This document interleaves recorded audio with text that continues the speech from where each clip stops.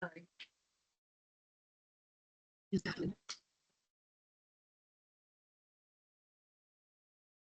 presentation, we're all ready, and thank you, Chrissy. And welcome back to the Board of Farms meeting. We are going to have our guests introduce themselves and explain to us.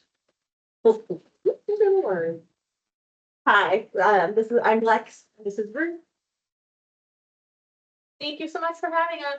Yeah, we're with the Oregon Government Ethics Commission. We're here today to talk about Oregon government ethics law, a very riveting topic. We're going to be here about 2 hours. We have a lot to cover. We do have clickers. We pass them out. If anyone doesn't have one, please raise their hand. It is something that just the board members and staff will be participating in today. But yeah, that's a good introduction of us. So we are good to get started. Go ahead and share that.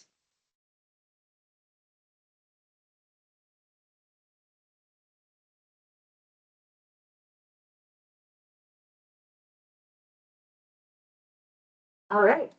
So, like I said, with the Oregon Government Ethics Commission, OGEC for short, because it gets very tiring to say that long sentence over and over. But so we're talking about Chapter 244 today. We're going to practice with those clickers just to make sure all technology is working first. So, just a true or false, chocolate ice cream is better than vanilla ice cream. You'll hit A for true or B for false.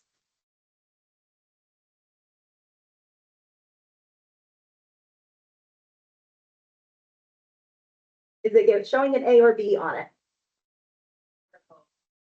Okay, it's a no vote. Doesn't have anything.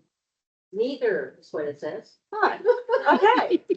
Technology issues. This is why we test with these questions first. Give us just 1 second. Those are the choices next to questions. Neither, it is neither.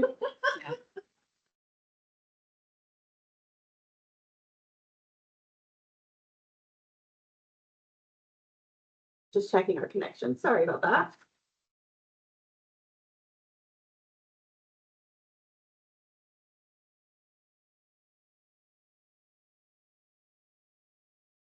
So what should we be seeing on this device?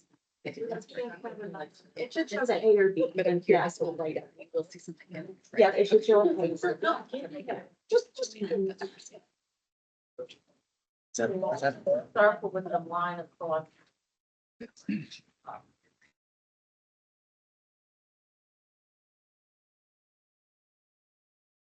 For some reason, it is not. Sorry about this. So then ethical dilemma though. That's a great question. No, it is not. I think it's because it just does not like that we're presenting. Okay, so what we're actually going to do, let me stop sharing really quick. I think I know what the issue is. We're going to stop sharing. Still sharing, there you go. Yeah. Very good.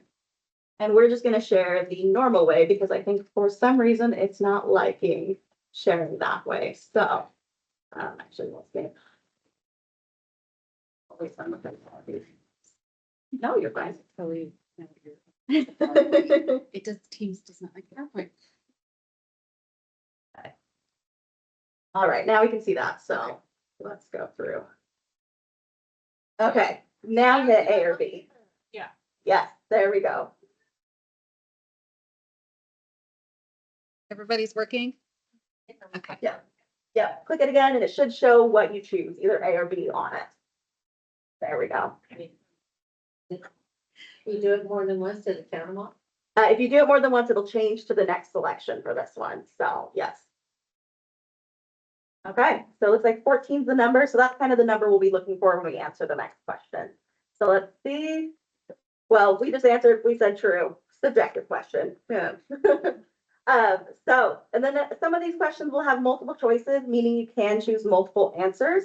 So we'll practice with this one. My favorite activities are A, outdoor activities, B, watching TV and movies, C, playing sports, D, making things, or E, attending OGEC trainings. And so you can choose multiple options here and it'll record all of them.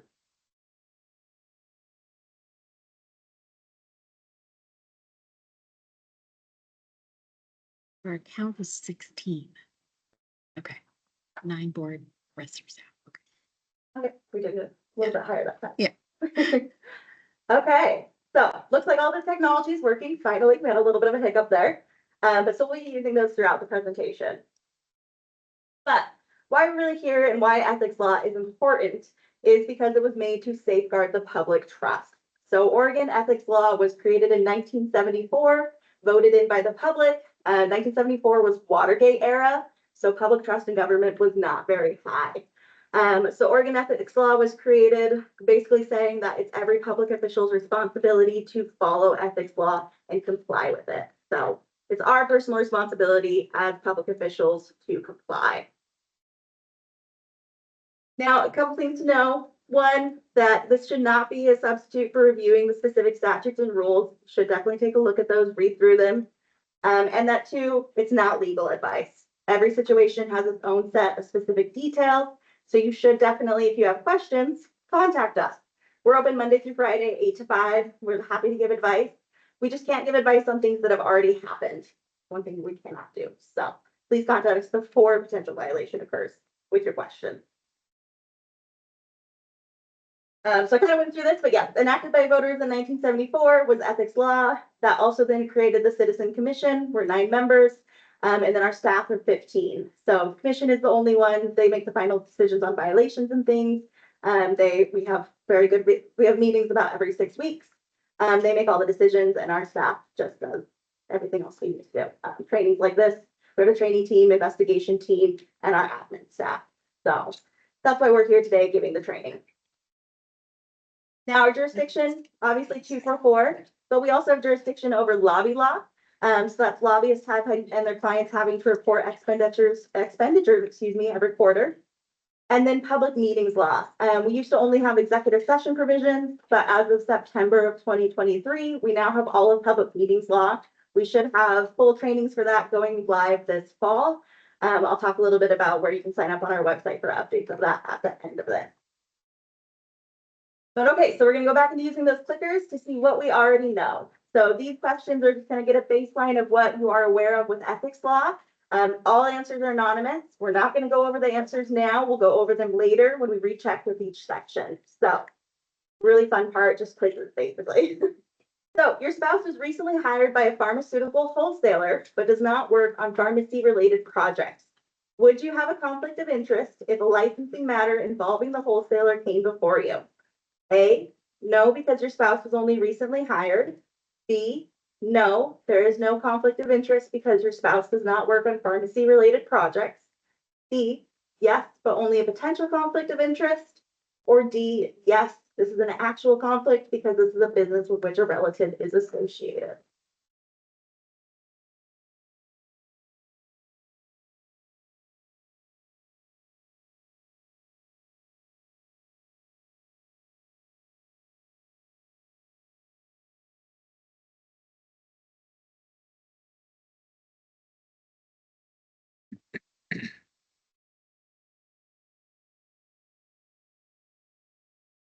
All right, so there's about 6 or 7. I think we have 6 or 7. So the board is voting on a license for a new pharmacy in Bend. Your brother owns an existing licensed pharmacy in Bend. Do you have a conflict of interest when the new business comes before the board for licensing approval? A, yes, I have a potential conflict of interest. I need to declare my conflict for the record before discussing this matter at every meeting. B, yes, I have a potential conflict of interest. I need to disclose the nature of my conflict to my appointing authority in writing. C, yes, I have an actual conflict of interest and I cannot participate in any discussion, debate, or voting on the matter. Or D, no, I do not have a conflict of interest and I do not need to take any action.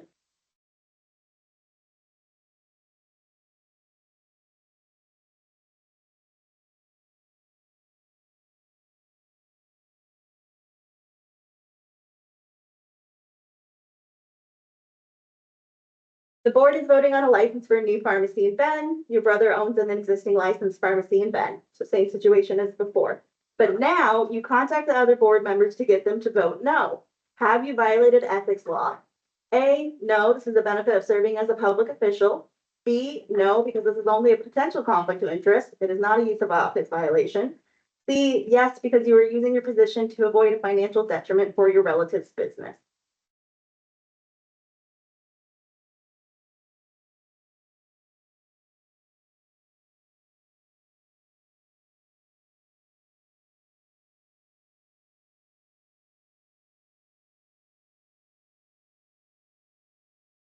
Okay, true or false? You are on the board when you vote to revoke the license of a pharmacy technician at a local pharmacy. Your sibling is trained as a pharmacy tech and lives in that city. You let them know about the upcoming opening position before it is public knowledge and that they should contact the pharmacy to see if they're a fit. You have violated government ethics law. A for true, B for false.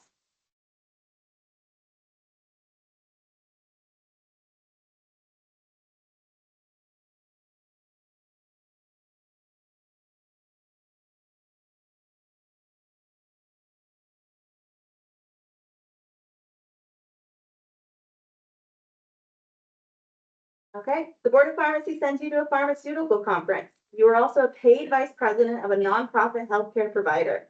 Can you pass out brochures to promote your healthcare services while at the conference? A, no, because this conference is on Board of Pharmacy time. You would not have this audience but for your position as a board member. B, yes, even though this conference is part of your official board duties, this is a benefit of serving as a public official. C, sure, as long as you are not the only board member handing out brochures, this is just fine.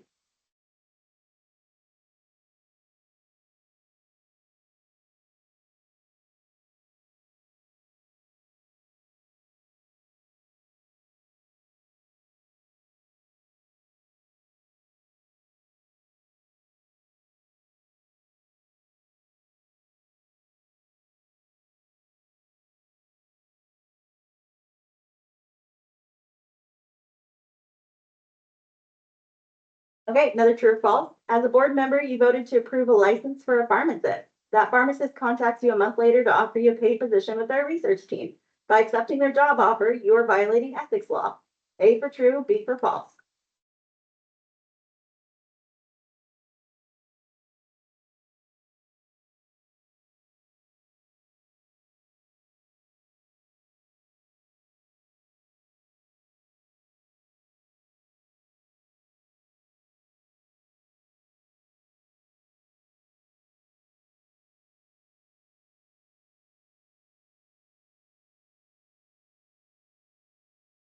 All right, you are a pharmacist. A wholesaler offers you a gift valued at $45. This wholesaler has a matter before the board. Can you accept this gift? A, no, because the wholesaler is coming before the board. B, yes, if the matter before the board is not a financial matter. C, it depends on whether or not you've accepted previous gifts from the wholesaler in the calendar year. D, you can only accept it if you make a conflict of interest statement at the board meeting where the wholesaler's matter is heard.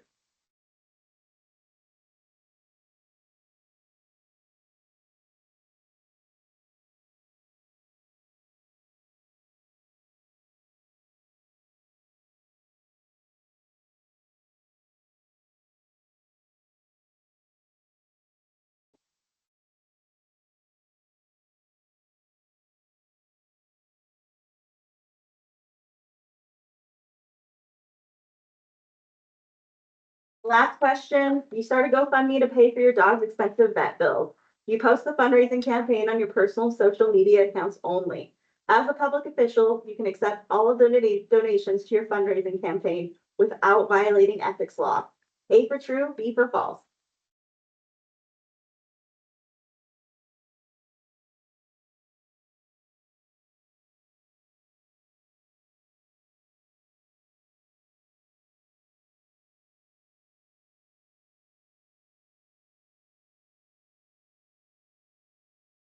Thank you for bearing with me for all of those questions in a row. Gets a little bit boring there. But now we can get on to the fun stuff. So we're going to be talking about Oregon government ethics law today as contained within ORS chapter 244 and further clarified through OAR 199. So that involves conflicts of interest, prohibited use of office, private employment, nepotism, and gifts. And statement of economic interest as well, SEI. We'll talk about that.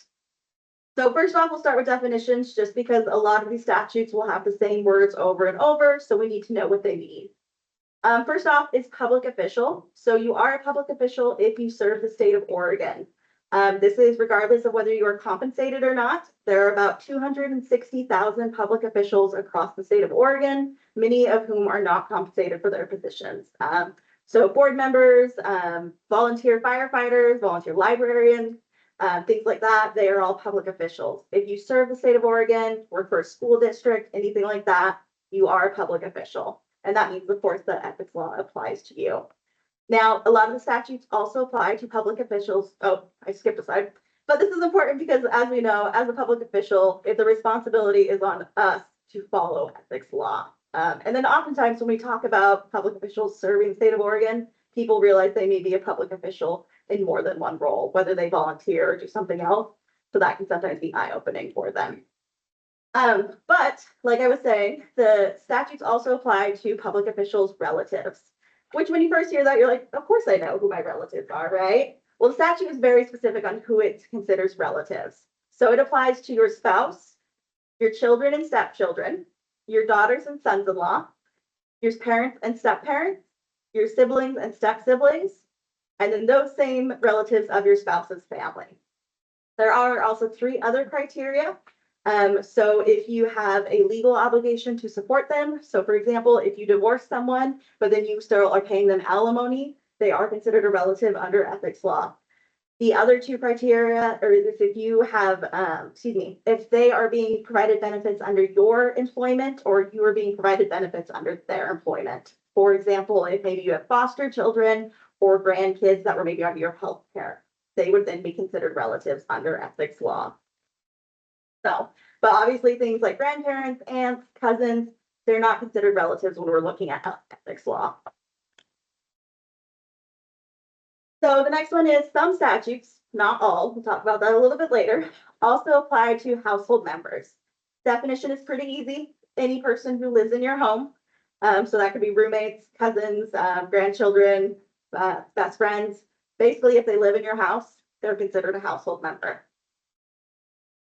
And then, of course, a lot of the statutes apply to businesses with which you are associated. So when we're talking about businesses, we're talking about any legal entity operated for economic gain. So corporations, franchises, the normal definition for business there. Now, when we talk about associated business, it's going to depend on whether it's a private business or a publicly held corporation. When we say publicly held corporation, we mean the stock is openly traded. So for a private business, if you, your relative or household member is a director, officer, owner, employee, or agent, you are associated with it. But for a publicly held corporation, if you are an officer or director, then you're associated with it. Or for a privately held business, if you own stock, equity, interest, stock options, or debt instruments of $1,000 or more in the previous calendar year, you would also be associated with.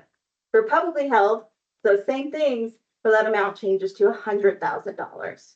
So for example, if you had a daughter that worked at the local hardware store as a cashier, then because it's a private business, she's an employee, that's the business with which she's associated, Now she got a promotion and decided to go work at the local Home Depot and become a manager. Even though she's now a manager, she's not an officer or director of Home Depot, and it's a publicly held corporation.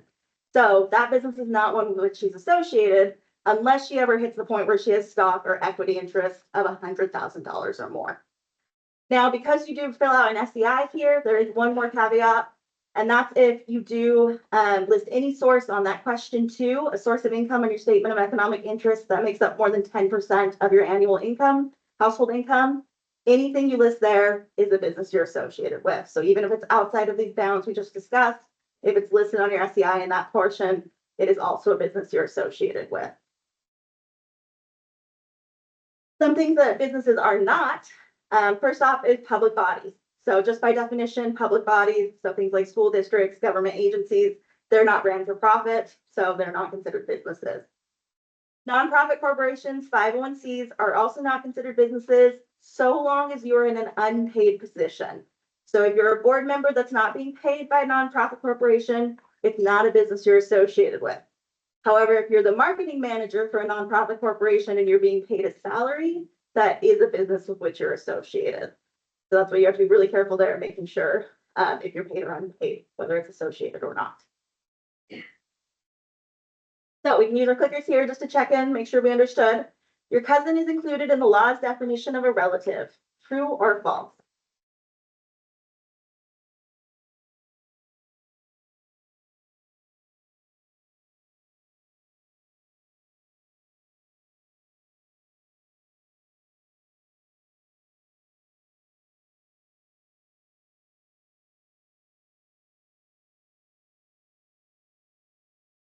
All right. False. Unless, of course, they meet one of those three categories we talked about. Typically, they would not. So a cousin is not included in the law definition of a relative. Now, a school board member is a public official. A for true, B for false.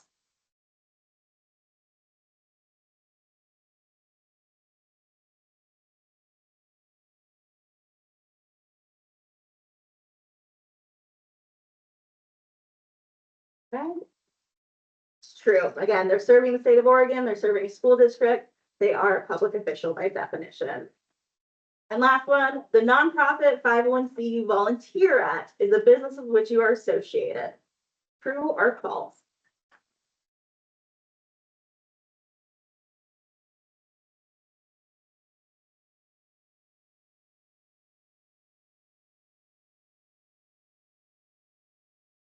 This is really important here. Word here is volunteer. So because volunteering, typically unpaid, this is going to be false. We are not being paid by them. If we were being paid, then yes, it would be a business we're associated with. So now that we know definitions, we can move on to conflicts of interest. Were there any questions about definitions before I moved on? Good, perfect. They're pretty self-explanatory, but sometimes they're. So ethics law defines two types of conflicts of interest, potential and actual. We'll start with actual. It's typically a little bit easier to identify. So an actual conflict of interest is anytime a public official takes an action, makes a recommendation, or makes a decision that would have a financial effect on themselves, their relatives, or a business which they or their relatives are associated.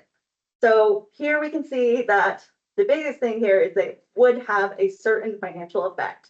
So you as a public official are taking an action that has a certain financial impact on you, your relatives, or business with which you or your relatives are associated.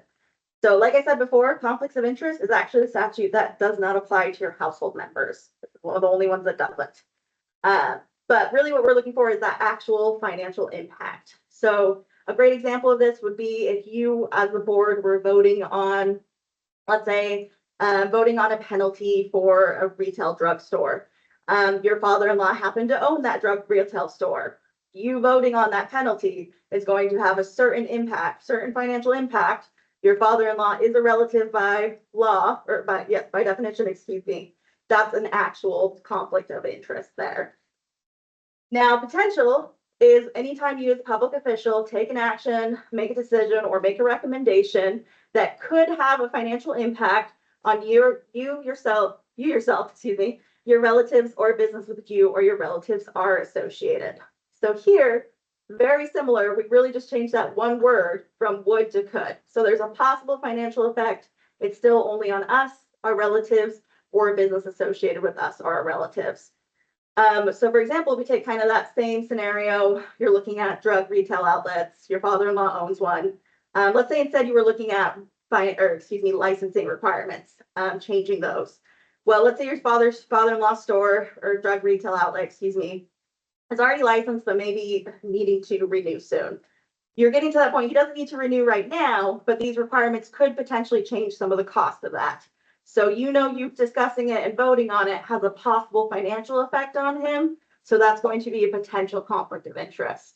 We're not certain of the financial impact.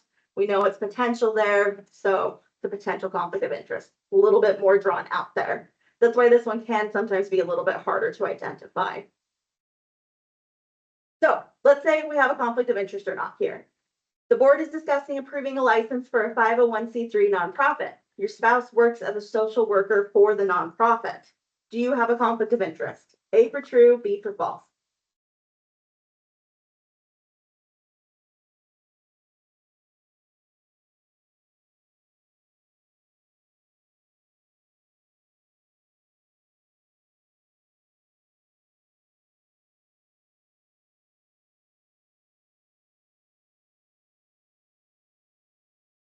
All right, so out loud, what do we think? Do we think it's conflict of interest? Yes or no?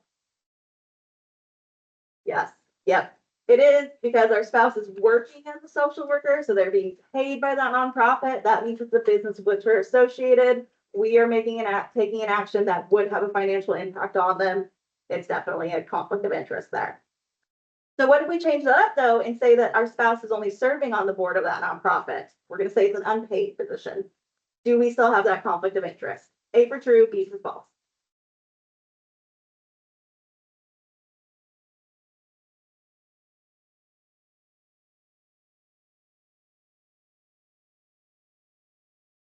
Okay, now verbally, do we think we still have a conflict of interest in this situation? Yeah, because so now that it's an unpaid position with that nonprofit, it's no longer a business with which are associated, so we would not have a conflict of interest here. Okay, so let's say final situation, just to kind of nail in that conflict of interest. The board is discussing approving a license for the Student Health Center at OSU. Your spouse works at OSU.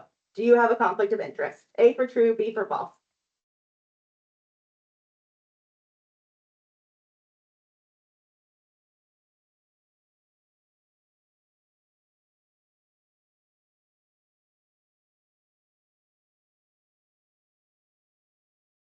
Okay, out loud, what do we think? Yes or no on this one?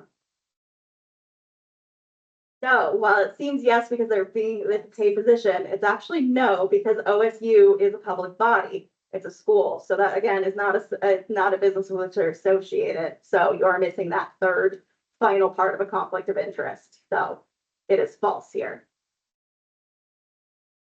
Which is kind of what leads us into these are the three conditions when we're considering a conflict of interest. First, you as the public official have to be taking an action. So making a decision, voting, making a recommendation, some kind of action within your public official duties. That has to have a private economic impact. And that financial impact could be benefit or detriment. So it could even be negative, but a financial impact. And it has to be on those specific people. So you, your relatives, or business associated with you or your relatives. Has to meet all three of those to be considered a conflict of interest under ethics law. So now that we have identified a conflict of interest, we need to know what do we actually do. So for boards, commission, and elected officials such as yourself, it depends if it's a potential or actual conflict of interest. For a potential conflict of interest, you need to publicly announce your potential conflict of interest on each occasion before acting. So when anything's on the agenda that has a potential conflict of interest, you need to make that announcement. But once you make that announcement, you're fine to continue discussion, debate, and even voting on the item. However, when it's an actual conflict of interest, you still need to make that public announcement every time that appears on the agenda, but you cannot participate in discussion, debate, or voting. You do have to recuse yourself from actually participating in that item. And really the most important thing here is making sure you're making this public announcement every single time it comes up on the agenda. Again, the whole point of ethics law is for public transparency. So just assuming that you made it that first time it appeared on the agenda doesn't mean the public will show up at every meeting. So you need to make sure you're making that announcement every time it shows up. And the second part, if it is something that's on executive session, you need to make sure you're making that public announcement before entering into executive session, because the statutes are very clear that they require a public disclosure of the conflict of interest. So it does need to be made before you go into executive session. Along with that, obviously making sure you have record of that disclosure in the public body's official records. That's typically the recordings or minutes for employees or personnel records. That's something we didn't really discuss in this one, but the recordings and minutes, just so that way, if someone ever did make a complaint, it then comes back to us and we can, you can say, oh, here's a recording of this meeting. We clearly see that, yes, you did make that public disclosure. Now, there are some exceptions to the conflict of interest, and we'll talk about this one because it is the most probably common one. So you are allowed to still vote with an actual conflict of interest if the vote is necessary to meet the minimum numbers of votes to take an action. So for example, if you had a 5-member council, and we'll say this is like a small city because this happens a lot with smaller cities. But say you're at a 5-member council and 3 people all have actual conflicts of interest, but you require 3 people to take a vote. So that means someone has to vote to move forward. So all 3 of them still have to make the public announcement that they have actual conflicts of interest. All 3 of them cannot discuss or debate on that item, but one would be able to vote to help move forward. Now, how you decide who gets to vote, we typically say that the public body should have its own system in place, whether that's alphabetically, seniority, even seat location, it doesn't matter. Just that you do have something in mind in case this does happen. Now, this doesn't mean you have to do this. If, for example, it's happening because someone is absent or typically it's because someone is absent. You can choose to wait to move that item to if possible, to wait till the next meeting when they're available, so you wouldn't have to use this exception. But it is there in the law, it is allowed so that you can, if you need to move forward, you are allowed to use this exception. There are some other exceptions when it comes to conflict of interest, nonprofit membership, position prerequisite, and class exception. All of these, I would say, if you think they do apply, you should reach out to us, especially for the class exception. That does require the commission to weigh in on it. So if you do think something like this applies, please reach out to us. We can definitely help you with that situation and say if it does apply or not. Reach out to us before it comes up. Yes. We can offer advice on things that haven't happened yet. Exactly. Because if you do decide a class exception applies, and a complaint could be filed, and then we'd have to go through the complaint process versus if you had contacted us beforehand. So something to be aware of there. Okay, knowledge check. So now we'll check on the 2 conflict of interest questions. Again, totally anonymous. You can change your answers if we went over anything that changed your mind on something, and then we'll go over the answers together this time. So first question, your spouse was recently hired by a pharmaceutical wholesaler, but does not work on pharmacy related projects. Would you have a conflict of interest if a licensing matter involving the wholesaler came before you? A, no, because your spouse was only recently hired. B, no, there is no conflict of interest because your spouse is not working on pharmacy related projects. C, yes, but only a potential conflict of interest. D, yes, it's an actual conflict because this is a business with which a relative is associated.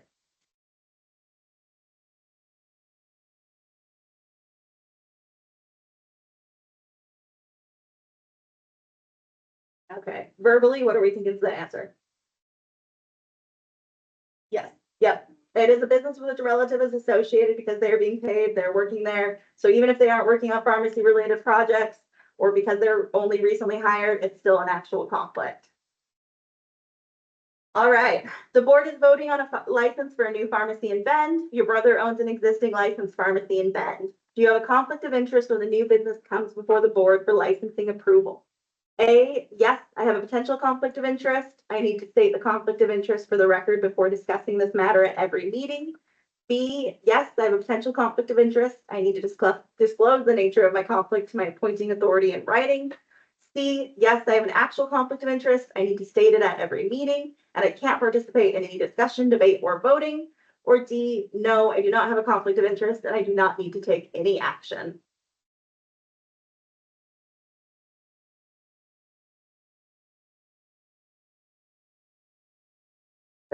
Okay, verbally, what are we thinking with this one? All right, this one is actually A. So just because we don't know for sure if there will be a financial impact, I mean, it's probably there's pretty big potential there, but it's not certain. So it would be a potential conflict of interest at this point. So we would just need to make sure we state that conflict of interest for the record, and then we could still continue to discuss the matter. All right, any questions on conflicts of interest? Perfect. Okay, then I'm going to pass it on to Ruth, and she will talk to you about prohibited use of office. All right. Thank you so much for following our questions so far. As Lex has reminded you, conflicts of interest apply to us as public officials, and so state employees are also public officials. So when I say we, I'm including us employees in that as well. It applies, so conflicts of interest are going to apply to us as employees and to members of boards and councils and commissions as public officials, and to our relatives and businesses that we or our relatives are associated with. Now, prohibited use of office provisions are going to apply to us as public officials and to our relatives and members of our household and any businesses that we or our relatives or members of our household are associated with. So when we get started thinking about prohibited use of office, the immediate assumption is that this is the law of no. N-O. And so a prohibited use of office is when a public official uses or attempts to use their official position to obtain a financial gain or avoid a financial detriment. If that opportunity to obtain a financial gain or avoid a financial detriment would not be available but for using their official position. And so this law of no is about using our official position for official capacity for economic benefit. And I am not seeing it show up on screen. Do I have- It just froze. Frozen. Oh, there we go. Okay, yes, so the law of no applies to no using our official capacity for economic benefit. And now it's gonna glitch for a minute, but ultimately it's that use of position or attempted use of position. And so building on the examples from earlier, that possible influence in decisions is going to be a big thing. And in terms of employees also, employees who may have direct access to some kind of resource and use that resource to obtain a financial gain or to try to avoid a financial detriment, whether it's for themselves or their relatives or members of their household, such as the idea that the board will be voting on that that penalty for the retail drug outlet. The idea of influencing people to vote a certain way in that situation would be an attempt to use the position, which would create a prohibited use of office. Now, the framework here is to think about questions that we should ask ourselves as public officials when we're presented with opportunities that could be prohibited uses of office. And the most important question to ask ourselves is, do I only have this opportunity because of the position that I hold? And if the answer to that question is yes, then that opportunity is probably prohibited. But we have lots of exceptions to the prohibited use of office statute, and those are the exceptions that I'm going to be going through in detail today. Now, our first exception is the exception having to do with our official compensation. So official compensation is going to look different for every public official.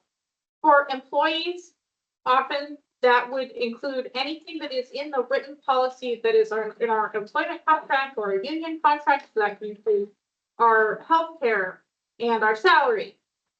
But every member of the board and council is also compensated according to a written policy differently.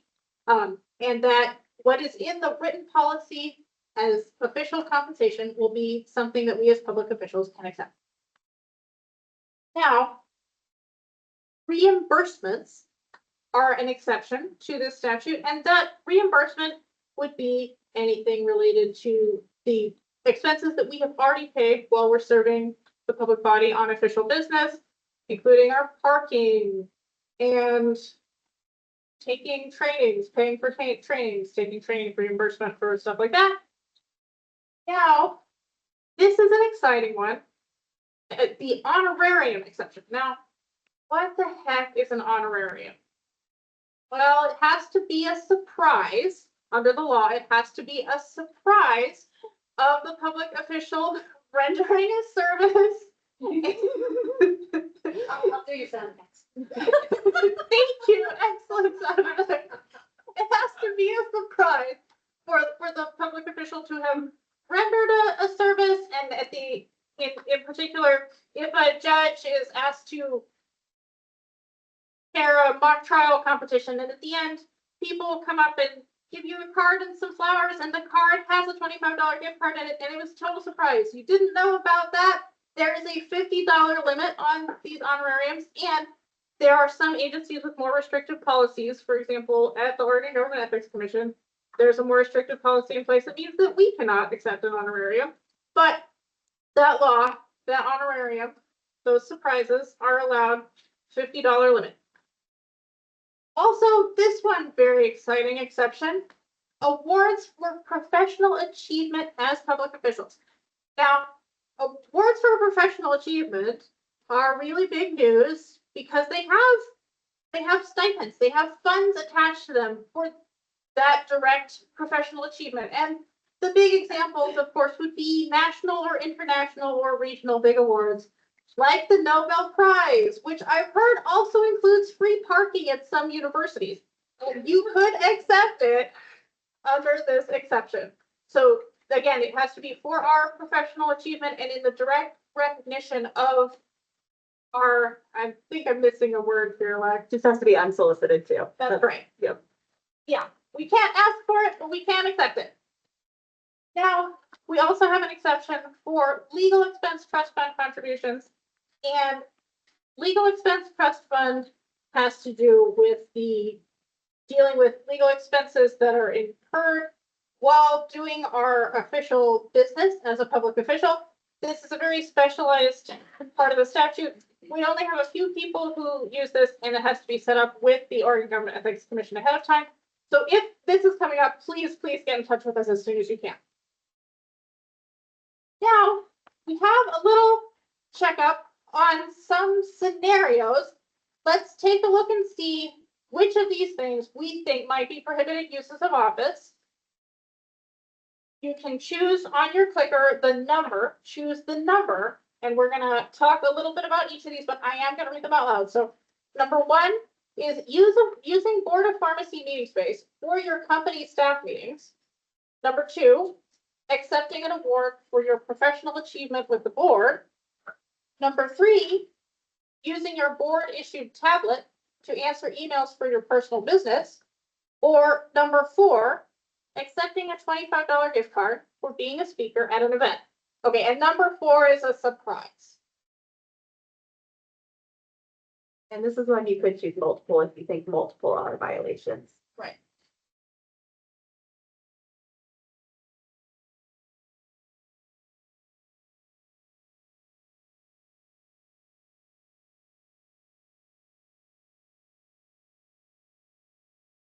All right, so I used to have a version of this slide where it would make the wrong answers disappear, but I think this is not the version that we have on this deck. So there are a couple on here that are definitely prohibited uses of office. And I'm thinking,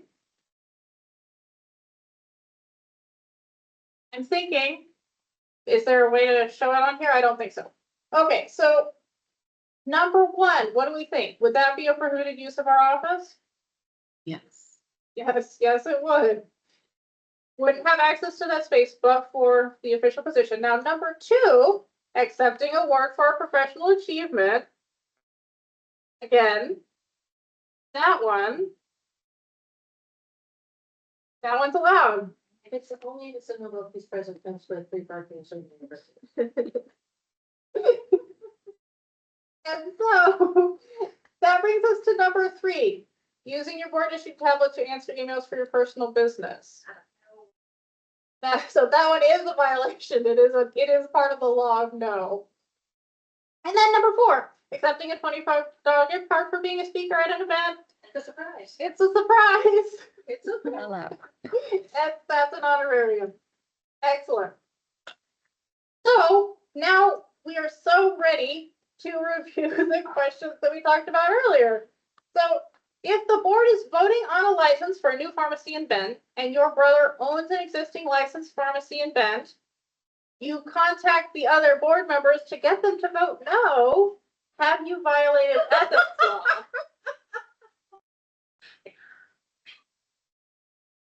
So our options are A, no, this is a benefit of serving as a public official.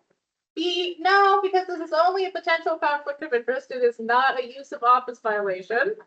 Or C, yes, because you are using your position to avoid financial detriment for your relative's business.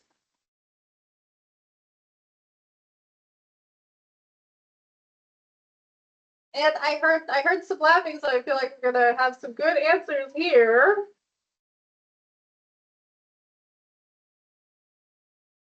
I think that we probably get it at this point.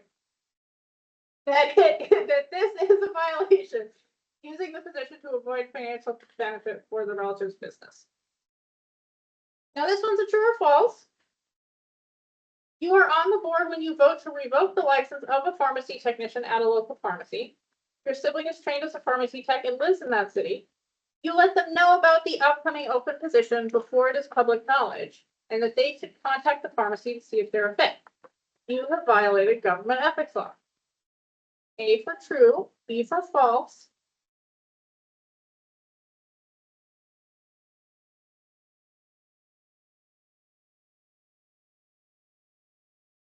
You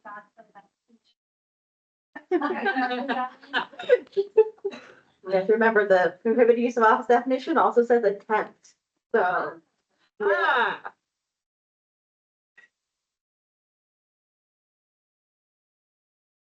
So yes, this one would be a violation. So when we talk about prohibited use of office, we need to remember that these prohibited gains would include obtaining a financial gain or monetary benefit or avoiding an expense. And that attempt or that gain does not have to result in any cost for the host body. Maybe it doesn't cost the Board of Pharmacy any money, but it could still be a prohibited use of our office. When we talk about prohibited use of office, we also are going to talk about private employment. And so the guidelines around private employment for public officials, there's a framework that we have of more questions that we need to ask ourselves when we encounter certain opportunities. And so the state of Oregon does not prohibit public officials from working for a private employer or from engaging in other private income producing activities, maintaining their own businesses.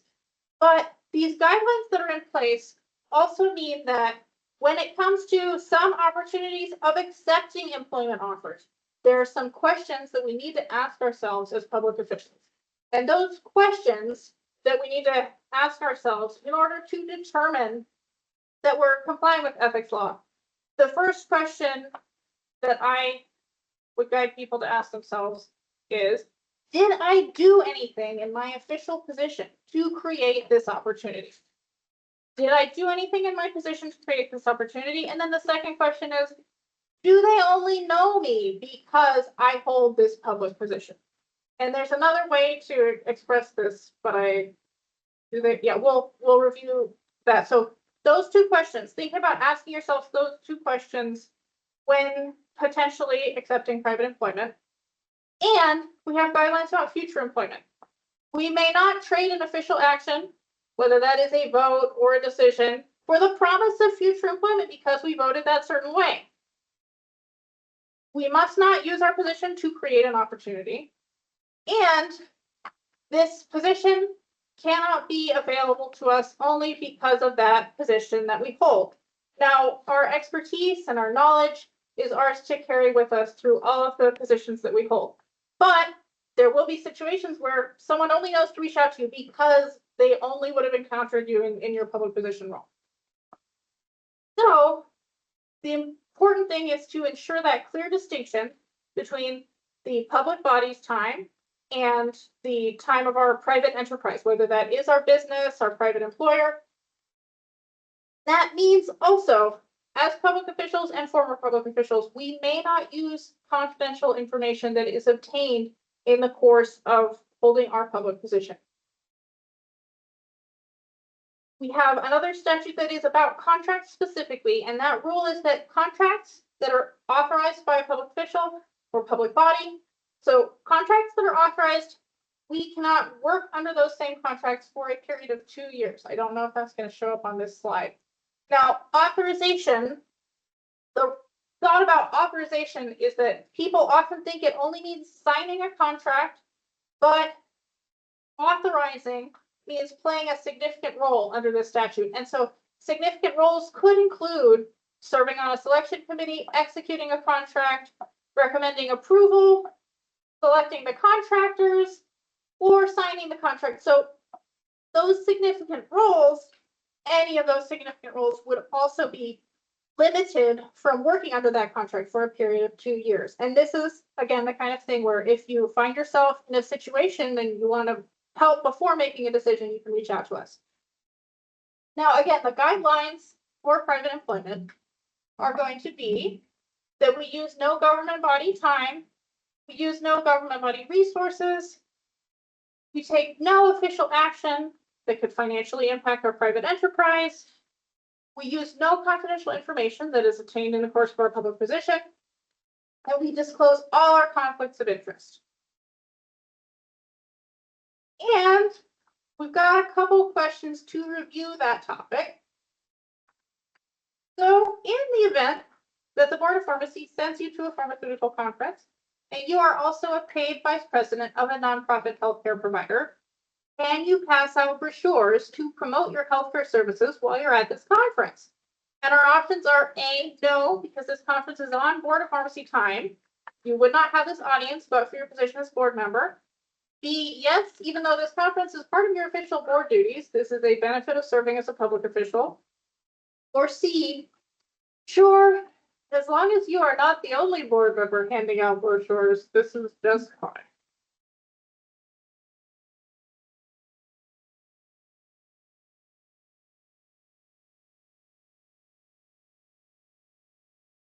All right.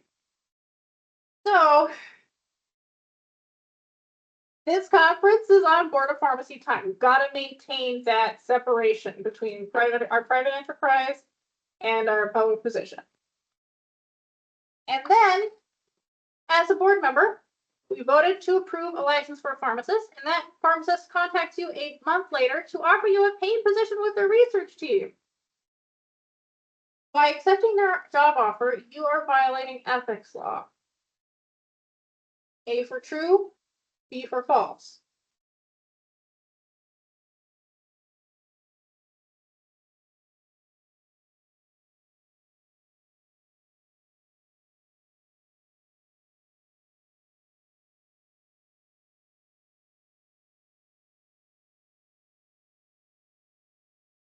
Excellent. So the questions you'd ask yourself in this situation are, did I do something in my official position, and do they only know me because of my official position? If the answer to those questions is yes, then it would be a violation of ethics law to accept this position. Right. But I feel some questions coming. If there's a possibility that that those two things are not true. And so if you ask yourself those questions, and those are not true, and there are other circumstances that there is no conflict of interest, then it would be false. So there would be an exception to that. So, but in that situation, you voted to give that pharmacist their license. So, and then that pharmacist is offering you But you didn't know that position. this is from that. Right. So, but they probably wouldn't have encountered you if you hadn't voted for it. But because That's the only way to get a license. right. So because there's some ambiguity there, if you are offered such a position, please get in touch with us so that we can write up an explanation of how the statute will apply in your case. Yes. Remember how if you applied for the job, that's different. Is that Correct, yes. This would be like, you went and voted for them, and then so they specifically reached out to you. That's also what kind of creates that issue there. If you applied for a position and everything, I mean, there's still a potential that someone could put in a complaint because we're part of approving that license, but those are the things we would look at. But it is, yes, definitely what Ruth Right, said. so In that again, situation, because there's ambiguity about private employment and higher profile positions, we recommend that people reach out and think about it, reach out to us. And This is Board Member Mitchell. That's exactly I was thinking. Like, let's say if I approve someone license and after 1 year, that person reached out to me for the position, probably I wouldn't even remember that person name who I license approved. Like, that's what we do here, right? Like I mean, there's no way I would remember that. and there is something like, again, that's also a year later, so that is something we would take into effect. And it wouldn't be something we would look into unless someone put a complaint on it. But it is something where you gave them the license and a month later, they are then contacting you for this job. That's kind of what that situation was setting up. But those are definitely details that we would look into. And it is again, what Ruth is saying, just ask yourself those questions. And if there is anything that you're like, I'm not really sure about this, please reach out to us. But yeah, if it is something that you're applying to, again, you do hold all your knowledge and skills. That is something you control. But there are some things with that situation that do there would be some ethics law issues there, so. Okay, so wonderful, thank you. I love to see that. Those are really good questions. We also have a section for you here about nepotism, and this is my favorite slide in the presentation because that child looks like he is about to do your taxes. So, Get ripped up on my allowance. right. And so the nepotism rules that are in the Oregon government ethics law, they are going to apply, but all of the conflict of interest provisions and all the prohibited use of office provisions are also going to apply to our relatives and members of our household. And so all of the disclosures that govern prohibited use of office and conflicts of interest will apply. And they apply, and then in the situation that those are met, we come to nepotism, and these rules are going to apply to our relatives as they're defined in the statute, and to members of our household as they're defined in the statute.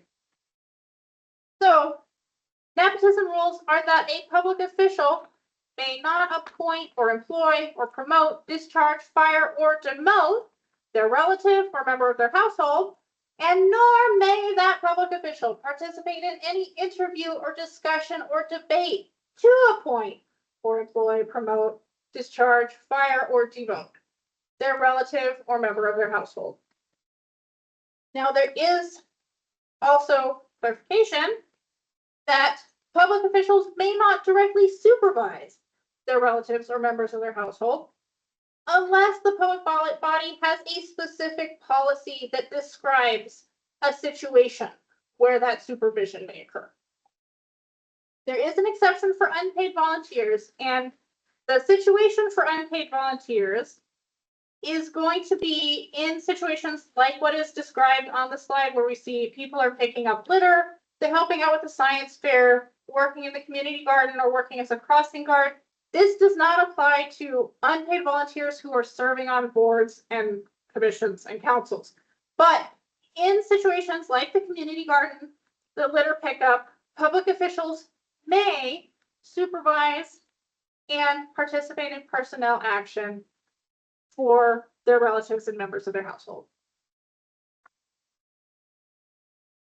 That brings us to gift provisions in Oregon government ethics law.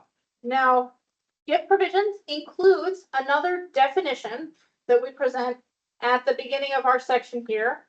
And gift provisions are going to apply to us as public officials and our relatives and members of our household.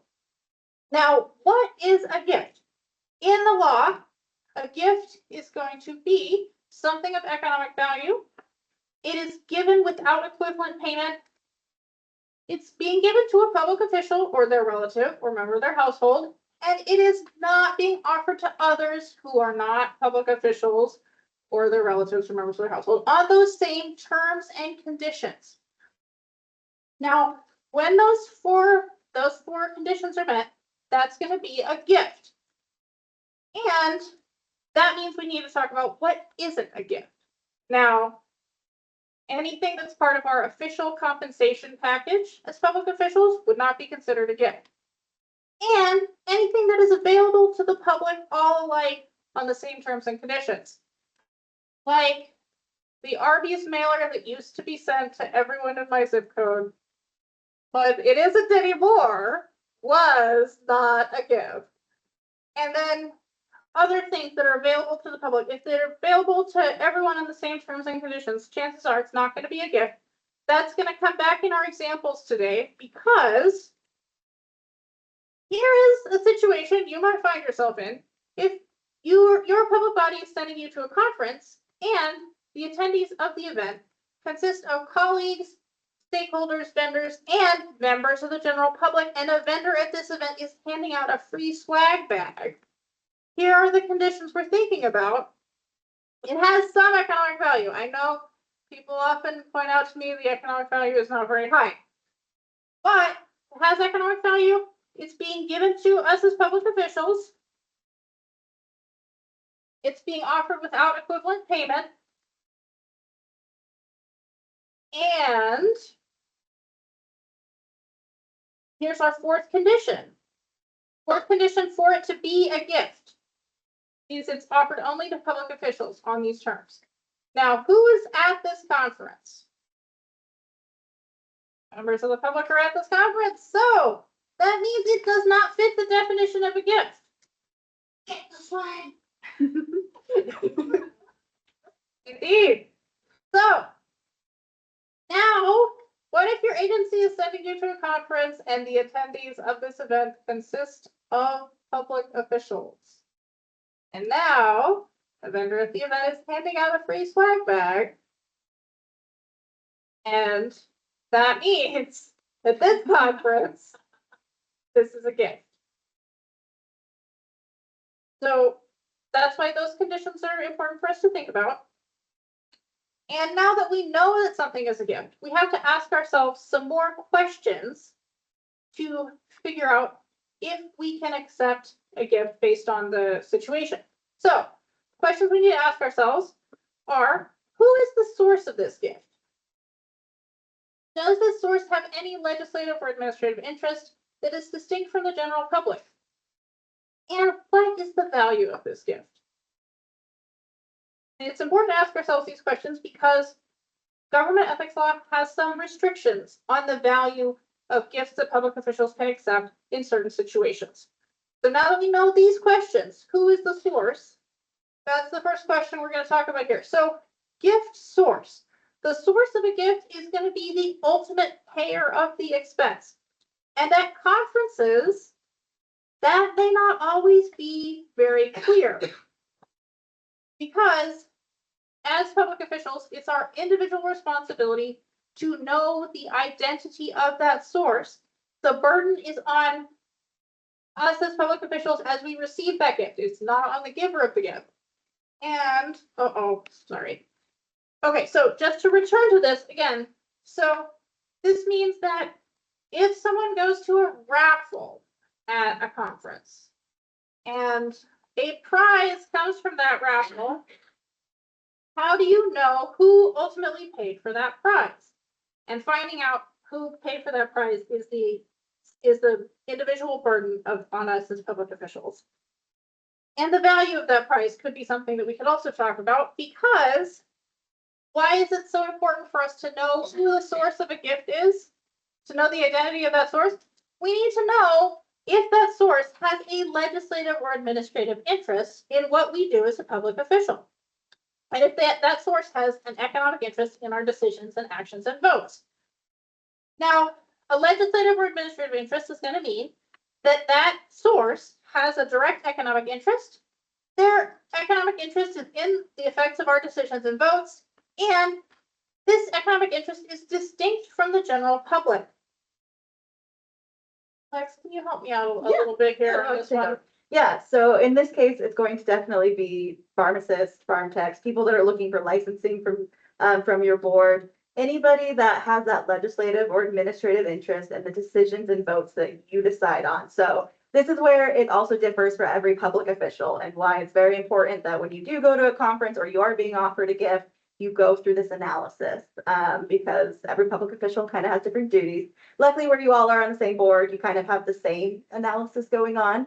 But with ethics law, once you've determined something is a gift, then you determine the source, and then you figure out this legislative or administrative interest.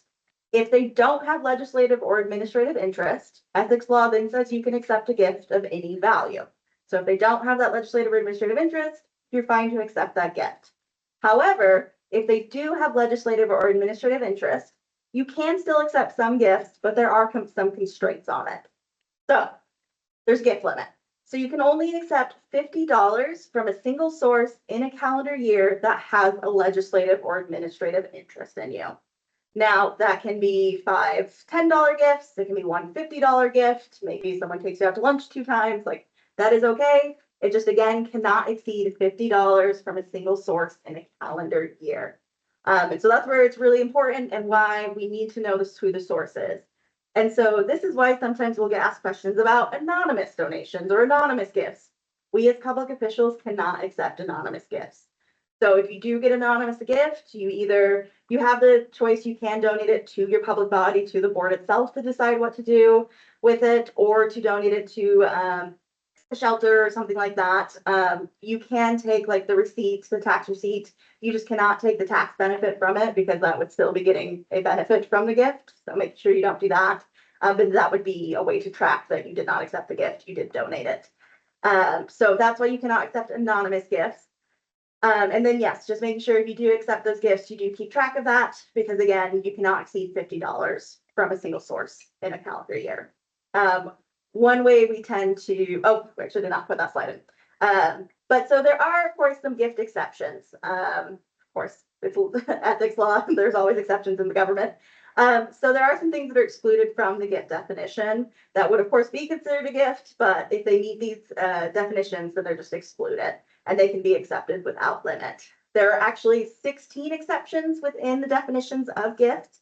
We're not going to go over all of them. We do have a once a month webinar if you did want to, if you were interested in learning that, but we'll go over some of the most common ones.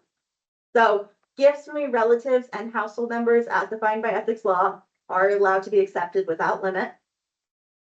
Unsolicited tokens or awards, you can accept these so long as the resale value is $25 or less. Now, if you ever ordered these for anyone, you might know that they're way more expensive than that. However, once you put your name on it and like the achievement, that typically brings it down. Just be careful if you do order something like the vase on the left, if the vase itself detaches, that vase is worth more than $25. So you'd have to give the vase back and you can keep the vase. I know it gets a little silly. That feels really, yeah. Yeah. Yeah. So just that you are allowed, as long as it's unsolicited and within that $25 resale, then you are allowed to accept that. Admission to reception, meals, and meetings. When you are representing your government agency or body, the admission, food, and beverage is included with that. This is one that we typically have people reach out to us ahead of time to get approval or make sure that it meets the definition of that one. So you can always do that. And then incidental food and beverage. So if you do go to a meeting like this, snacks, coffee and Yeah, I think the muffins, bottles of water on Yeah. the table there, that would things be- like that. You don't have to keep track of how many cups of coffee you're drinking, anything like that. Those are gift exceptions. Yeah. And then usual and customary practices. So this is one we like to bring up when people are also typical to be like business owners within their community and stuff. It is common, maybe holidays are around, you know, people like to give out gift baskets. Those gift baskets may be more than that $50 limit, but it's a usual customary practice that would probably be rude if you did not accept that. So those are allowed within gift exception, within this gift exception. This is another one if you're ever unsure of, you can ask advice from us and we can help you with that.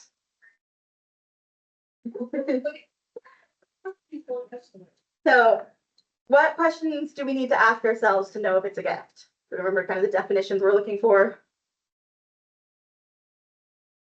Economic value. So we want to make sure we know it's worth some money. So we have not, and that we have not made a payment. So not made equivalent payment for it. It's not being offered to others. That's honestly the most important question, especially if you ever face with a raffle. That's ones we get a lot of questions about. If it's being offered to the general public, right away, it's not a gift, you're fine to accept it. If it's not being offered to the general public, it becomes a gift. And then finally, if any of the gift exceptions apply, that would be the final one you're looking at. Once we know it's a gift, there are 3 important questions we need to ask ourselves. Does anyone remember? Yeah, source. And then we need to know if the source has the legislative or administrative interest, that economic interest in our duties as a public official. And if they do, we need to know, the value, if it's within that $50 limit within that calendar year. Okay, so we have 2 questions on gifts. Knowledge check here. So you said, say you're a pharmacist as well as your board position, a wholesaler offers you a gift valued at $45. This wholesaler has a matter before the board. Can you accept this gift? A, no, because the wholesaler is coming before the board. B, yes, if the matter before the board is not a financial matter. C, it depends on whether or not you have accepted previous gifts from the wholesaler in the calendar year. D, you can accept only if you make a conflict of interest statement at the board meeting where the wholesaler's matter is heard.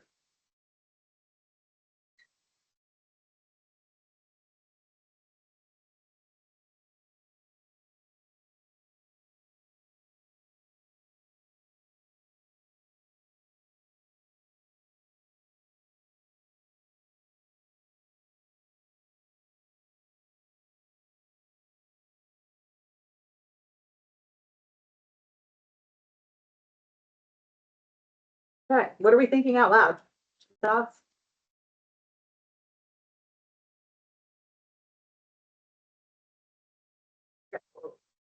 So this one is going to be C. It depends on whether or not you have accepted previous gifts, because this wholesale coming before the board, that means they definitely have a legislative or administrative interest in what you do. So you can still accept gifts from them, but it has to be less than $50 in a single calendar year. So that your acceptance depends on whether or not you've accepted gifts from them before. Okay, final gift question. You start a GoFundMe to pay for your dog's expensive vet bill. You post the fundraising campaign on your personal social media accounts only. As a public official, you can accept all of the donations to your fundraising campaign without violating ethics law. A for true, B for false.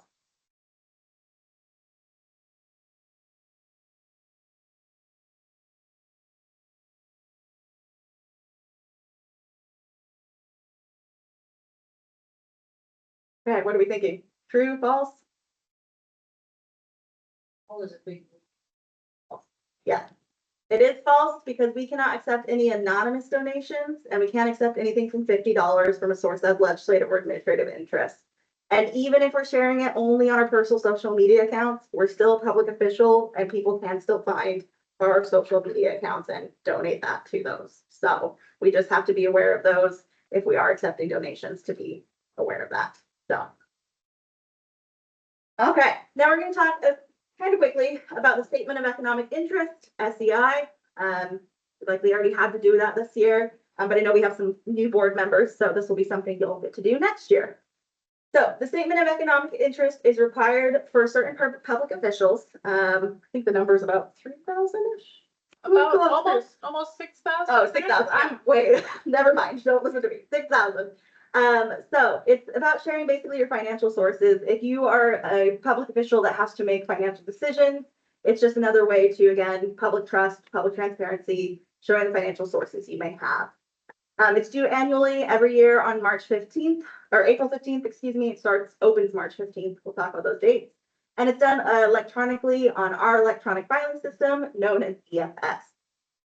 So what everyone is always worried about is, of course, sharing information, which I get, but it does not include your income, your home address. It's not anything like tax paperwork where you have to include specific numbers of everything. It's really just showing things like if you have businesses associated with you, things like we talked about that number 2 question, businesses that provide 10% or more of your household income, things like that.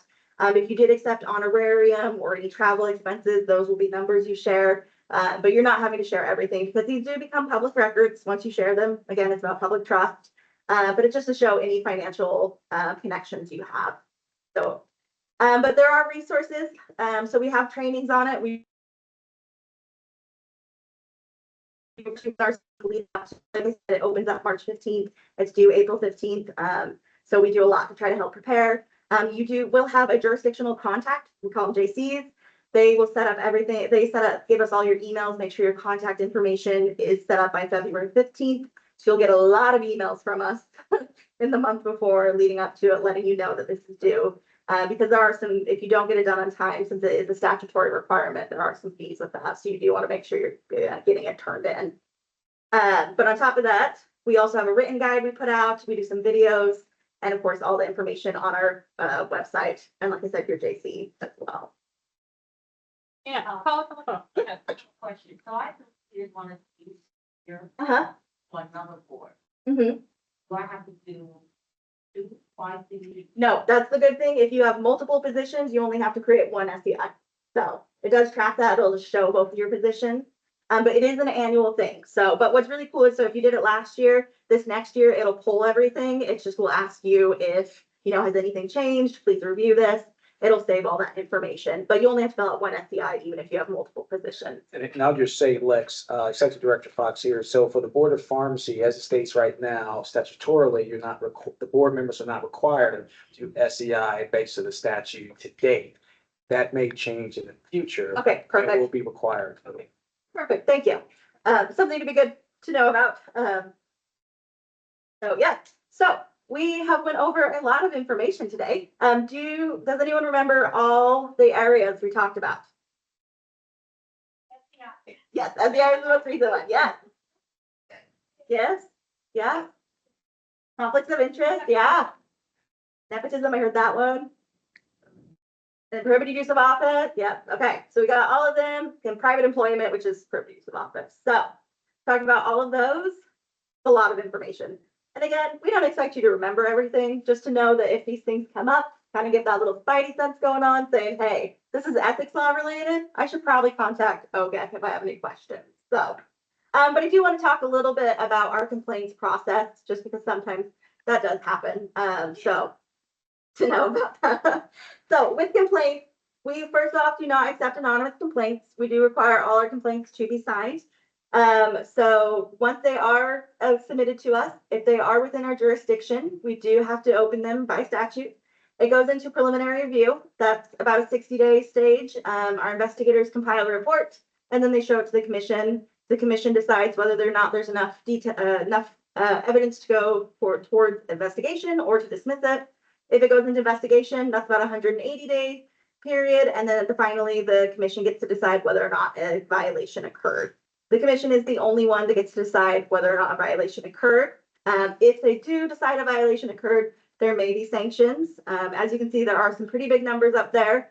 I will say we do have a penalty matrix, so we definitely take into account, like if it's your first time, if it was a willful violation, but definitely education is at the core of our mission.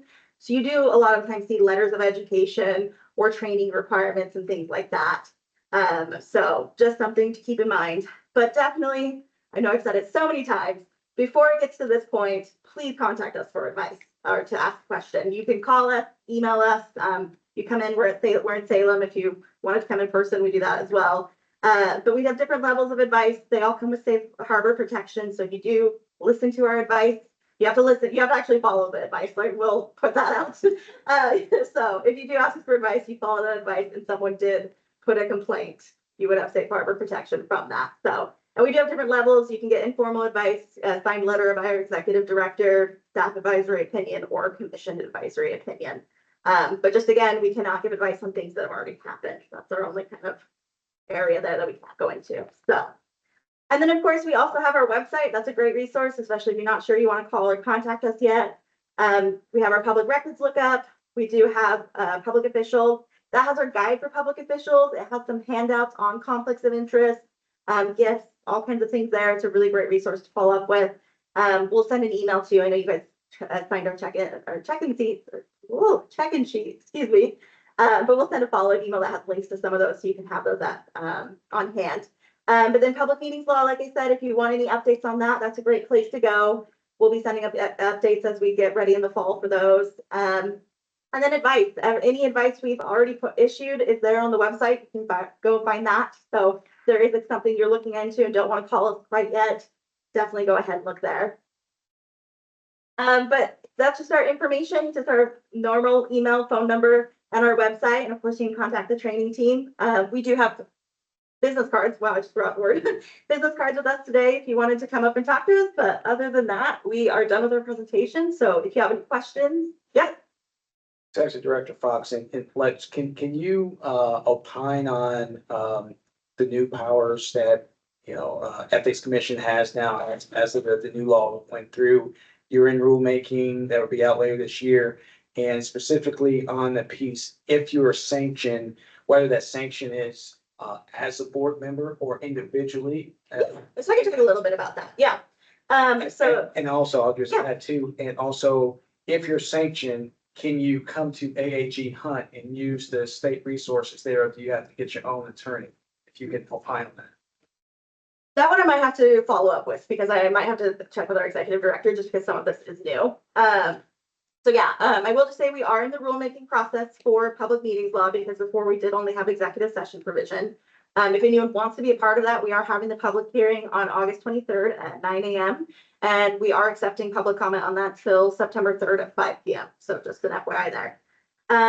But so anything with public meetings law or executive session, if a complaint is filed and there are sanctions found, it is an individual. It is for individual public officials. So if a public meetings violation is made against the board, it would be opened against each of the individual board members and then looked at that. And then it is looked at, you are responsible for each of your individual actions and non-actions. We do have an executive session training as well, and we can talk a little bit about maybe even that, or not public meetings law training when it's available. But we do an executive session, one webinar monthly that goes over that. But it would be, yes, it would be against you individually, not the public body as a whole. And you are unable, if there is a fine, if there is a sanction, you have to pay that individually. Your public body cannot pay that. As for using the resources when it comes to attorneys, I'm not 100% sure on that one. I will have to follow up on that, check with our executive director. So I know there's some part of the statute in there, but I can't remember it off the top of my head. Yes. Unless statute has changed. This is Board Member Chin.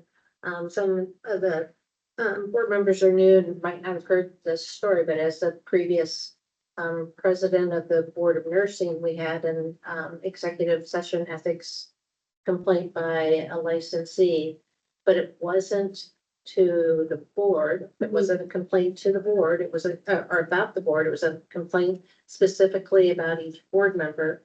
So we had no access to the attorney. We could get our own attorneys if we wanted to.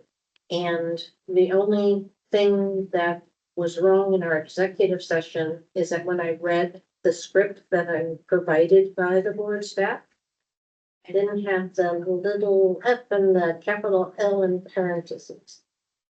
The previous executive director pretty much shamed me in public session, in the public session for that. And that it was my responsibility to know that that F and that L needed to be in that script. And I needed to know that whole law that well as a volunteer of a board, which really disappointed me greatly. I apologize for that experience. It is hard. It is something we recently, actually, especially with public meetings law, we expanded our training team because we used to only have 2 trainers and now we have 5. And we are trying to do outreach to get to all the public officials because, like I said, there's 260,000. And a lot of them are volunteer status, and it is hard to know these statutes, especially with executive session. Those are very like you said, very blocky statutes and very huge. But This is Board Member Chin. I'm just shocked that the governor would expect me as a volunteer, not working in this area, to know that finite of detail. no, That is actually board staff and executive director purview to know that finite level of detail.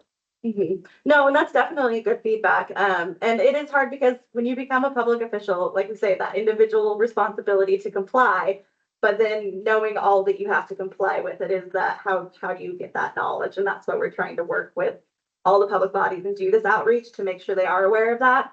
And that's even with the public meetings law, there is now a requirement for certain public bodies. It's not all public bodies, but if you're dealing with a certain fiscal amount, you do have to have a requirement now to take the public meetings law training that's coming in the fall, which will hopefully clear up some of that. Little up in the big L, I know. Yeah. With executive session, you do have to notice every subsection that you are using. But yes, that is something we are aware of when you first become, especially a volunteer public official. It can be hard to know all of that. So that is what we are aiming to do with the training team to get that education out and make that more aware. But thank you for that feedback. But you are correct that yes, the cases would be opened up against the individuals. So I do think you are correct that you would not have any access to public body, like your public body attorney. But I will follow up with our executive director to confirm that. Again, we really appreciate your service. We know that as volunteers, you've taken on this burden of public service, and And I'm still here. right. And so Thank you. we're glad that you're here. Thank you. So You're welcome. It was, I don't know if it's changed, but ORS 244250 says the Attorney General may not represent or the Commission any state public official who is the subject of any complaint or action of the Commission at the Commission. So I don't know what that word is, but I think it's instigation. Somebody else wrote it, so. Yes, so that does sound correct because it is against the singular, and so you're not supposed to use any public body money or like anything like that resources. So I do think that's correct, but yes. So. Yeah, well, any other questions about ethics law or some executive session? I know we didn't talk about that a lot, and I know we want to follow up with more public meetings law training. We just don't have that many. Yes. Member Kirkbride, you mentioned that the safe harbor. So I was just curious, does that mean that you log each encounter you have so you know who you talk to and Yep. kind of what? So anytime someone comes to us for advice, depending, we log what type of advice. We have a system where anytime we send out anything, we're copying an email so that we track all of that. But then anytime we do like formal letters, of course, those are all tracked. So we do track that to make sure that if anything came before, we would know. And so if you go to our website and there's a drop down where you can request advice from us and you put all of your information in, and I would say that is a really foolproof way to make sure your information is correct so that when we get back to you and when we start that process of issuing advice, that all that information is. Yeah, but I know we actually were looking, we have some advice saved from like all the way from 1995 on our save advice because that's stuff that we can see save and people like to look at that. So it's very interesting. Staff Member Melvin, I have a quick question. Yes. Can you speak to the rules that you have in rulemaking right now, or the RAC that you guys convened, and what are they, new rules? Yeah, Okay. so the rulemaking process was for public meetings law. So we did amend some in executive session, which is Division 40. We did amend one in compliance, which was Division 8, because we did have to make some penalty matrix changes for the new. But we adopted all new rules for Division 50, which is public meetings law. So those were all new rules.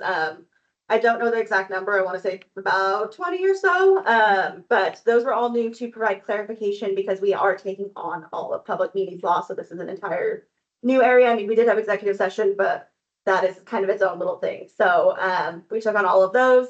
They are all on our website. And like I said, that public hearing is August 23rd. Just trying to provide more clarification.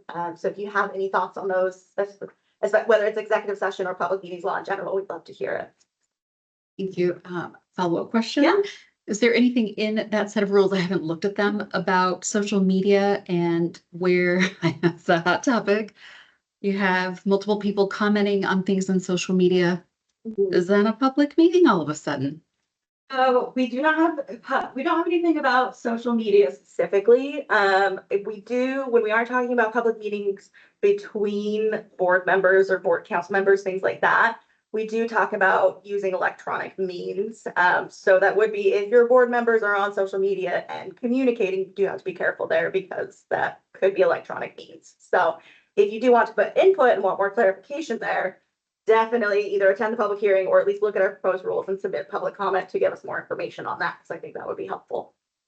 So thank you. Any other questions? Perfect. Well, thank you so much for your time. You guys had great questions and it was really great. If you do have need anything else or want any of our business cards, we'll be over here. But other than that, thank you. Thank you. Just to collect these for you, or? We'll come around and grab them. Yes. Thank you so much for your time and all your information. That was extremely helpful. And I will accept an honorarium now.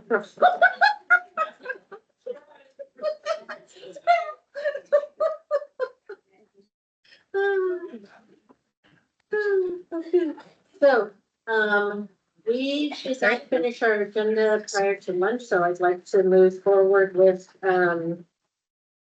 next, item of business.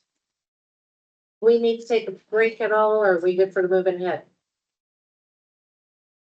I'm taking a pulse here. Okay.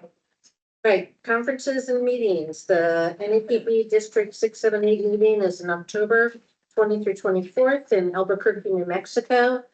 In the past, I've discussed this with Vice President Joyce. These board meetings have been attended by either the president or vice president of the board. The board president traditionally goes to the regional meeting and the vice president goes to the annual meeting. There was a change last year just because there were some President Doyle decided not to go, was the reason that I went to last year's regional meeting. would like to attend the Albuquerque, New Mexico meeting. If that is something that is okay with, and we can discuss this as a board. But, of course, Facebook. We oftentimes get a grant from NAPB for the board member position. Is that a conflict of interest? What? Have them paid for it? We'll have to ask the executive director. It's a, It's a national association. There's an exception that we was offer. Sorry, I didn't think. The public did not hear her response. In the public meetings law that allows you to attend those board meetings, or not, sorry, they're not board meetings, the association meeting. attendant is one thing, but, you're allowed to have them pay for it. It's not a conflict of interest for them to pay for you to go. I've never looked into the legal analysis, and I don't know if you guys know. For travel, for gift exception, is that what? Well, so it's like basically to attend, so there's the national, the Oregon Board of Pharmacy, there's like a national association. And they, pay for one board member, and it's offered to like all the different states. There's that's how, I only know this for how Porter County, but I would, correct me if I'm wrong, for pharmacy, if it's different.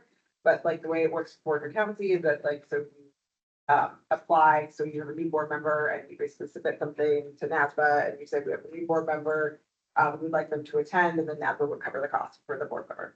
Yeah, that, and you're paying like a membership due to them, or are you just part of it? We are correct. You are? Yes. Yes, so there's a gift exception, F, that because there's a membership due and, yes, that would be allowed. So it's a gift exception. But we would recommend that you get in touch with us so that we could. We can provide any, like, if you're worried about it, we can provide a letter, but if it's something that's already done. Staff member Melvin, it's a travel grant. Oh, then that's not even up yet, so you're fine. So, does that answer? All you did was change the name from gift to grant. Oh, not me personally, but no. No, we follow Oregon Accounting Manual is where that comes from.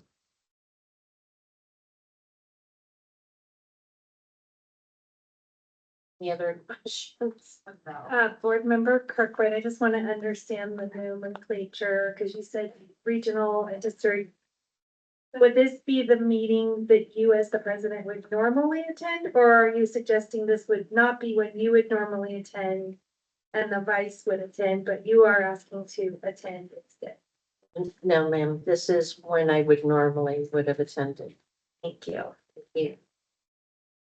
Last year, I would not normally have attended. Remember him is what anyone can attend, right? Another board member could attend, they would just have to pay for themselves. And I think any licensee, or any public, I don't know what I'm sure anybody can attend, yes. Yes, that would be correct, that any other board member, Executive Director Fox, any board member could attend additional outside of the approved consensus of the board, whoever's sending. So in this case, it would presumably be President Chen. Any other member would have to pay on their own for travel, hotel, and everything else. In the past, other board members have attended on their own. I know, President Cindy Viverman went on a few of the conferences. I know board member Patel goes on her own. Board member Kroger, I've seen. And we don't need to notify you that we're going. If you're attending, If I'm paying for myself, I don't let you know, or any other board member know that I'm going. it would be great. So in IFY, so if we're attending some of the national association meetings or district, it'd be great just to know that you're there. So in the event where if you guys are congregating, we're not talking about board business, and we want to make sure, so protection is on that end.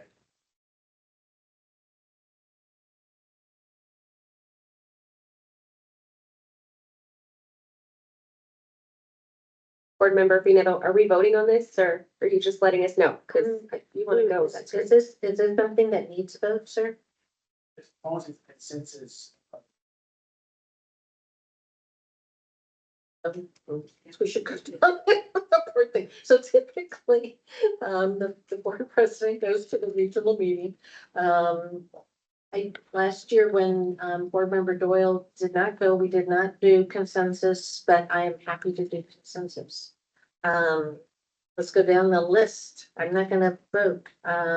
Vice President Joyce. Yes. Beeman. I'm fine with it. What do we? Yeah. Well, Executive Director Fox said that we needed to have consensus that we typically send the board president to the regional meeting, and so we are getting consensus. Welcome. Board Member Hall. Yes. Simmons. Yes. Right. And Kroger. Yes. Patel. Staying. Benito. Yes. Thank you. I think we have consensus, sir. Okay, moving on. Is there any discussion on the consent agenda? Everybody had a chance in their board packet, in their board packets to read the consent agenda. Board President Chin has no discussion. Vice President Joyce, any discussion? No additional comment. Board Member Beeman, any comments or concerns?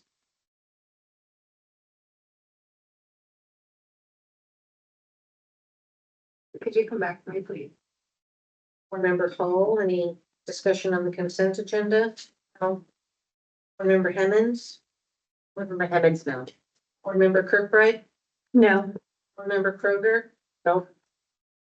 Member Patel? Member Patel, no. Board Member Pineda?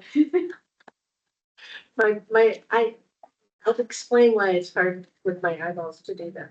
But I'm gonna have it. Board Member Pineda, no. I have it. Board Member Beeman, going back to you. Member Beeman, none others. Sure, do you need time? No, I can go up.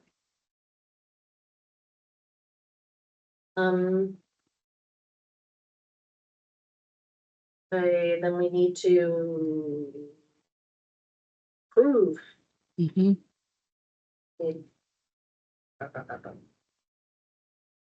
There should be a motion. Are you on page 21? On page 21, Right, there's an, right after. there's an approved A and a B. License registration. Oh, that's what's on. That's the content in the consent agenda that they are approving. The motion's right below that. Go down a little bit more. So there is the license registration ratification report.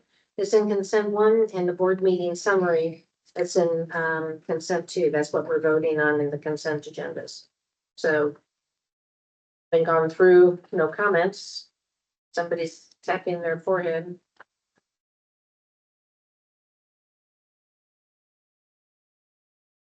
Want to give you that opportunity, Board Member Beeman. I think my opportunity will be better served in the items for board to be discussed by the board.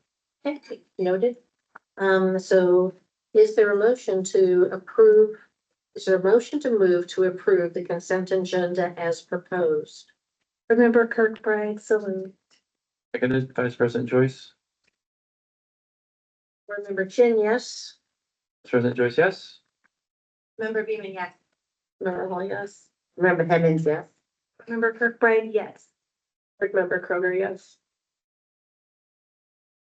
Patel, yes. Board Member Pinero, yes.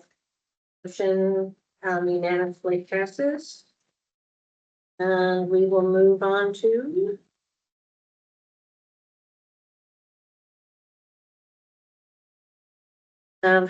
time for each board member to provide comments or items for future board meetings. We are limited to 3 minutes if we could for matters.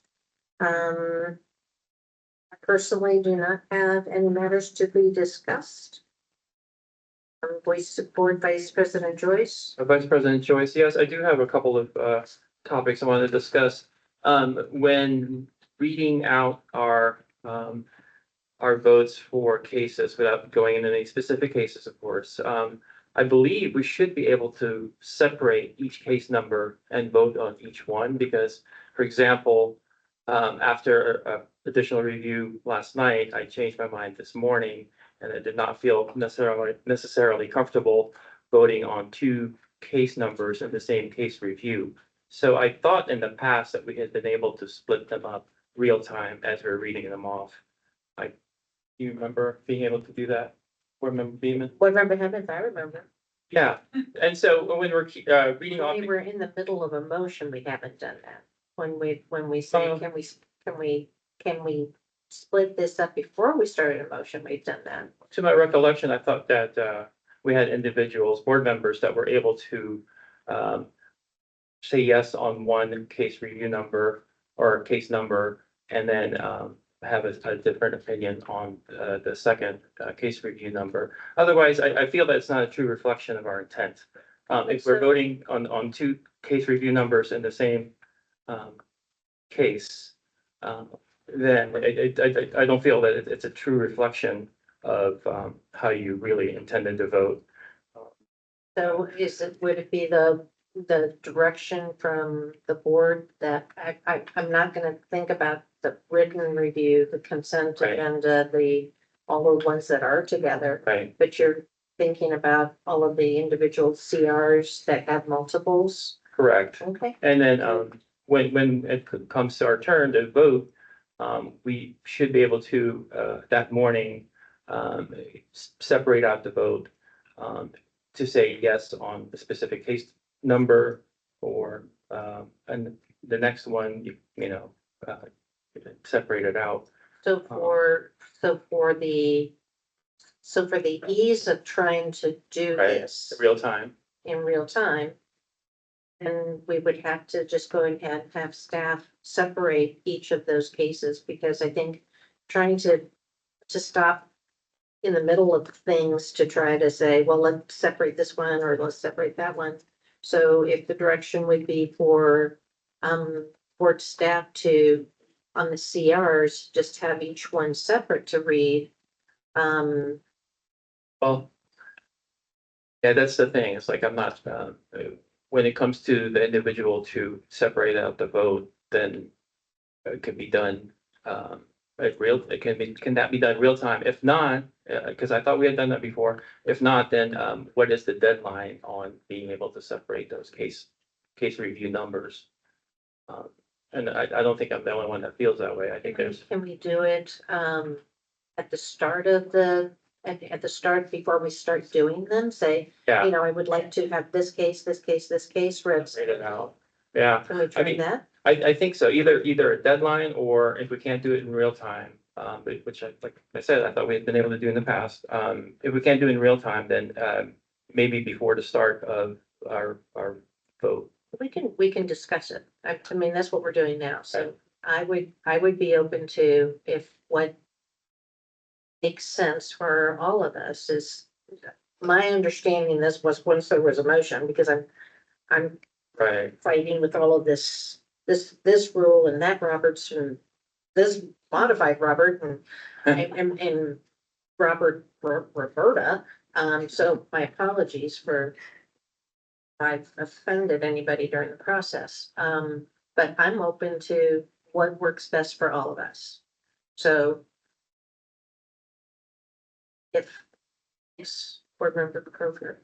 Member Croker, my thoughts on this would be is that when the compliance officer says, is there a motion for these cases, and he lists them together, then that would be the opportunity for the individual board members to say, raise their hand, say point of order, discuss that, then we can separate that at that point. That sounds like a He great. wouldn't have to change anything, but then you would need to make sure that it's read separate is how I would imagine that to occur. Absolutely could do that. Board Member Beaman, that's what Board Member Joyce is referring to, how we used to change it in real time, is it was before the motion. Right. Once the motion's made, we have to follow procedure and either withdraw the motion or proceed with it. Which is what I did today. And so but for any board member, so Board Member Hemmons, does that make sense that before the motion is made, that you need to say, I would like to have these cases read separately, or anybody else say, I would like to have these cases read separately?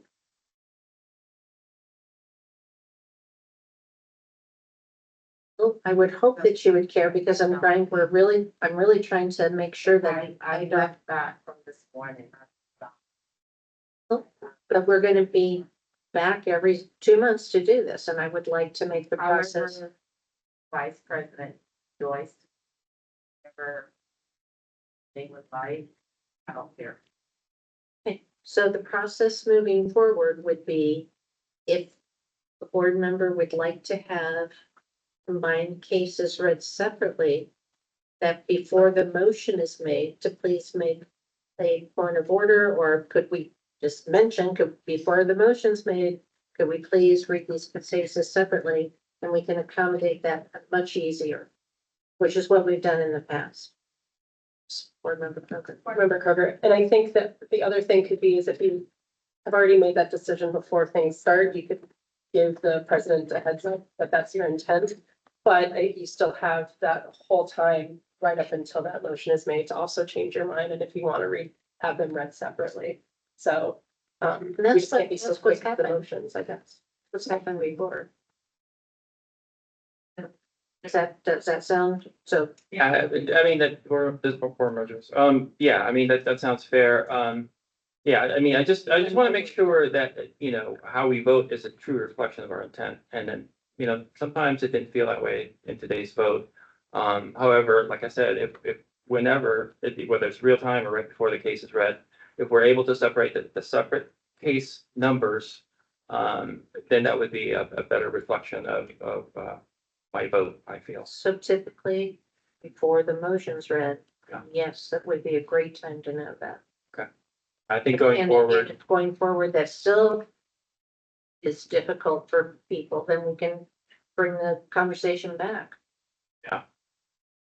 okay, Sound okay?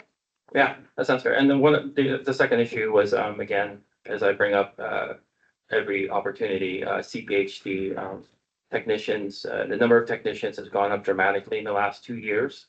And I think we just need to, raise that bar and recommend CPHD for all incoming technicians. Thank you. Remember, for our discussion earlier regarding, shifting in the, types and ways we're going to have board meetings potentially, if required. I just wanted to call out item 2 under general on the, delegation of authority. The executive director is responsible for all financial matters related to the operation of the board, except for approving the board's biennial operation budget. And I know that there wasn't an official approval on that, but to me, it just feels like a piece of that was approved. And so I would like to see if we could potentially have that looked, the definition and how that's happening around that.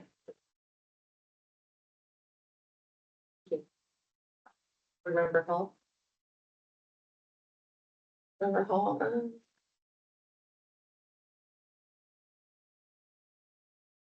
And today. Remember Heavens? Nothing to add. Remember Kirkbride? Information being new, is this forum for policy, administrative asks, anything under the sun, I'm seeing a nod by Vice President Joyce. I have nothing at this time. Comments, ideas, or items for future board meetings? Board member Kroger, Nothing to add, thank you. Board member Patel. So, so I know we talk about the temperature rule, when we are going to start reviewing that, reading that, whatever it is, and what is the timeline look like? And I'm not asking you like, hey, December, we're going to start doing that, but I would like to see the timeline. Then when we are going to start looking and reviewing and modifying, changing the temperature rules. Also, Gary, or when we are seeing the timeline about making some progress for the immunization protocol as well, doing the standard of care, so we don't have to spend too much resources on those protocols. Thank you. Staff member Runyon, I have obviously taken over some responsibility of Jen. She had already laid out kind of a framework for continuing to work on drug storage rules. Communicated that that was number one priority as voted on, and I have access to all of that. And she, like I say, left it in good hands. But I think as there are a lot of factors involved. The position's opened up. I don't know how long I'm going to be in this role. I will apply for the role. So I don't really know how to answer that because I'm also acting as compliance officer as well. There are duties, including but not limited to inspections and investigations during this time frame. I'm essentially acting as both consultant and compliance officer. So it's high on my priority list, but I'd be afraid to even give you a time frame, even an approximate one, as to when I might get that completed. Board member Patel, make sure you get raised then. You're doing 3 jobs now. This is staff member Melvin. Also, this is the most recent version of the ranking that this was done 3 times during the last board meeting, and you can find this in the board meeting summary that you guys just approved. So this is right on our website. However, you will see timeline. The other thing we need to not lose sight of is that those compounding rules have to come back to the board for review also, which are not on the list because they were already in motion right before we ranked them. So that will be coming your way as well. And we have a lot of work to do. And we'll have to talk with Executive Director Fox offline about the proposed protocol kind of streamlining and how that will fall into this list as well. Yeah, anything else for member Patel? Board member Patel, no, we are dying this like 4 months ago when Devamor was here, and I feel like drug storage, that's in my mind, in my opinion, that I think that even take more priority than the compounding rule. And that's just me talking about it, because I think we talked like in November strategic planning meeting as well. So it's like almost a year. So staff by it. And board member Pineda. Board member Pinello. Don't want to sound like I'm taking sides, but I'm gonna have to agree with the CPHT topic.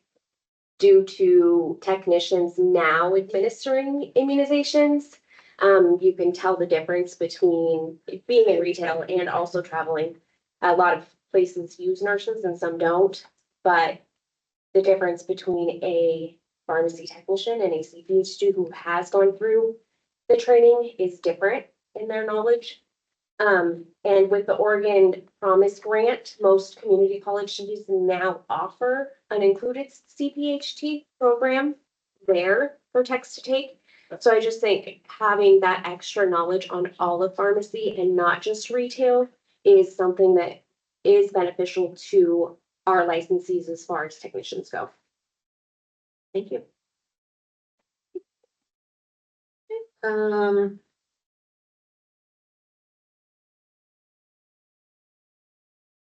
Executive Director Fox, do you have any comments? Yes, thank you, President Chin. I have about 30 items. It'll take about an hour. Just kidding. Now, just I have a few. I want to recognize and just thank Board Member Beeman for bringing up the ARB and the delegated authority, which we will be bringing forth to the board to review again. And talking about the various provisions that are within that. I would say ARB, this is the first time that agency we've been able to actually get the ARB done in on time and provide the documents that's requested by the CFO. But if board members have any questions or anything, please feel free, let me know. Any concerns? This is a new budget process that the Governor Kotek rolled out this year. There, as I stated in previous meetings to date, I've kept you all in the loop along the way. But this has been a very challenging year because this is a new budget process, and in certain steps in the process, there are certain directions of when certain orders of operation could happen or shall happen as directed from the governor's office. So, but please, I appreciate you raising that. I just want to be very clear because in past years with the ARB, the agency provided the documents that need to go in that, and they provided it to the board around December. And so I sent it out earlier today, what was the documents we provided and helped the CFO in the governor's office. You all have that in your email. If there's questions, please let me know, but we will take a look at AAG Hunt and myself. We will take a look at delegated authority, and as stated previously, we'll bring it forthcoming in upcoming meetings.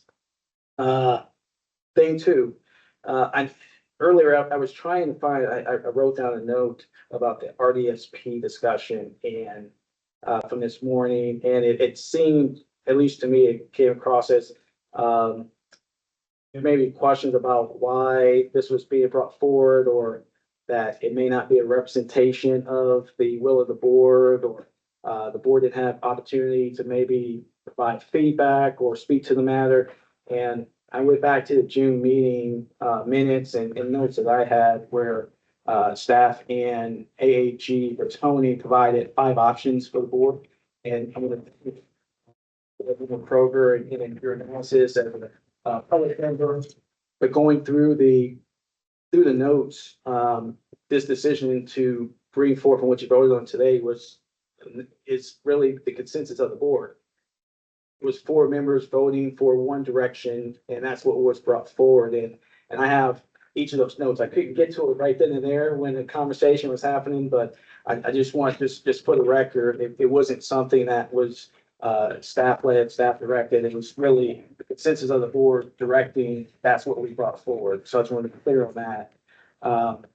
The other piece, I like to be clear. There's a lot of conversations going on in 25-27 outside of everything being new budget process. In this building, there's going to be a relocation. And so Board of Pharmacy will be relocating within this building at some point in the next budget year. So more information, once we know more, will be forthcoming of what that looks like. There's a lot of conversation that's happening with each of the agencies currently in this building, will be in this building in the future.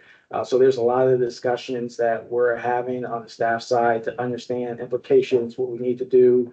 What I do know is because it was a decision by myself and leadership team to stay within the confines of this building and not try to bring forth to you to say, let's look at a lease in another building. One, we don't have staffing, nor do we have the time to go with real estate community and look at the state and say, where do we want to relocate to?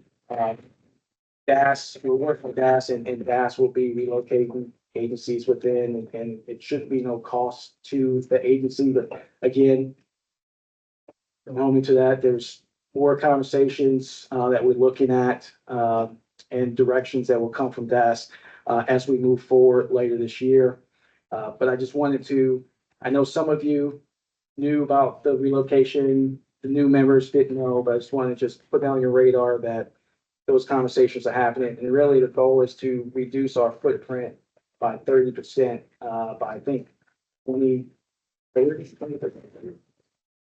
Somewhere between there, really utilize the space, state space that we actually own across the state. It's really the focus around transparency, collaboration, and community engagement, really activating this space. So the first two floors in the building will be community space, and then all of the agencies will be floors 3 and above. The other item we're looking at is you've seen it this morning with the DIB plan, your copies.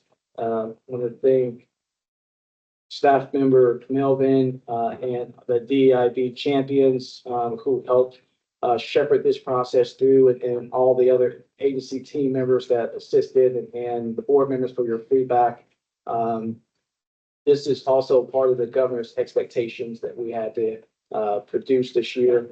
Part of the relocation, other moves, we're looking at sustainability efforts of document management, how to go paperless, what that means, what that looks like. So that's another project that's on the horizon. In short order, staffing, we're trying our best to navigate the transitions. We have field positions as allowed. We put temporary resourcing in place to help us continue to meet the mission and expectations of the board and the governor's office. But I would just, as I've stated before in the IFYIs that you received, just if you continue to just be patient and allow a little grace, there's a lot of moving pieces, and change management is hard. It's hard for, doesn't matter the size of the agency. For our agencies, it's even more delicate as we move along, and your appreciation to staff and the work they do is really, we appreciate that moving forward. With that, that's all I have unless there's questions for me. This is board member Chin. Mine was gonna go back to if we needed to go into virtual meetings. Not having, I'm not sure how I did this with the Board of Nursing, so I know how everything looked on a much larger iPad, because that's what we had.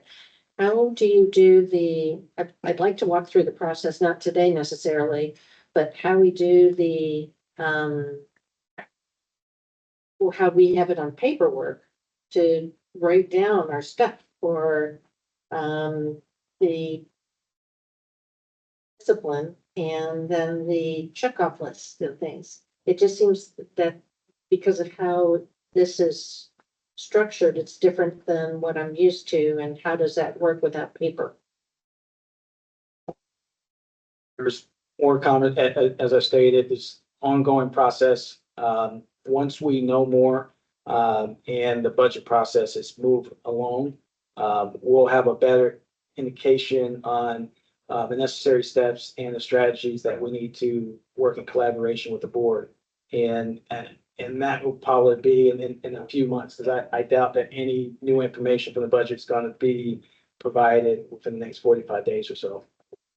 Understood, but in that 45 days or so, someone has to sort of be thinking about worst case scenario. We have a February board meeting and none of us know, or I don't know what that process is going to look like, and how people do the process that we're used to doing on paper, because I think there's only one. Were you here during the COVID? So 2 people who were here during COVID, and how that process looked, that's not very many people. Yeah. President Chin, yes, we are. It's not like we're not thinking about that, but you will be part of that process. When we start looking at agendas and start planning moving forward. So you'll be part of that process already. Remember Beeman? Remember Beeman, can I just point out some things to think about moving forward in the process that board president Chen just alluded to? Is we cannot print from, I mean, it would allow you, but you cannot print from your board devices. So if you are used to using paper, you don't have any of the typical options that you would have in an in-person meeting.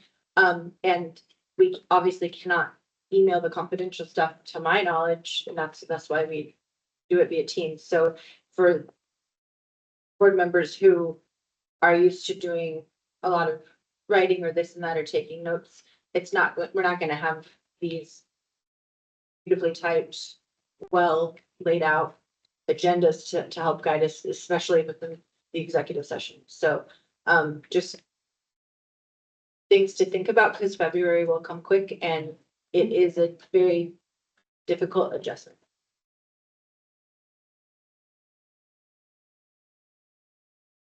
Any other others? Yes, ma'am. Also, the type of agenda that we used to have that now is no longer available, we may need to reevaluate the helpfulness and assistance of that in helping to speed up and make the flow of the meeting efficient. Thank you. Great. Any other comments from board members or board staff? Right then. Board member Hemmons to finds officer on Runyon. I appreciate your stepping in the role of the policy consultant. Thank you. Thank you for Breath of saying that. fresh air.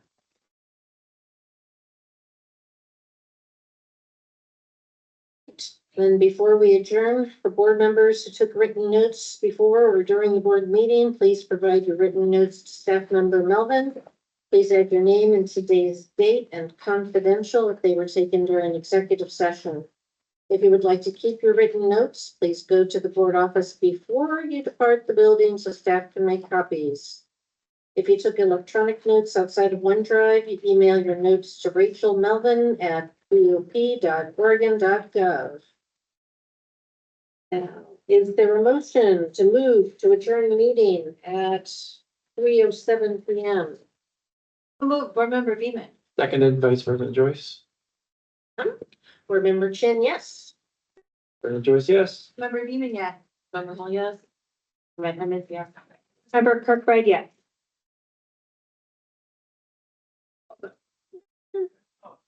Board member Kroger, yes. He's already done. Board member Patel, yes. Board member Pinello, yes. All right, motion passes. We are adjourned and good job, everybody. Staff.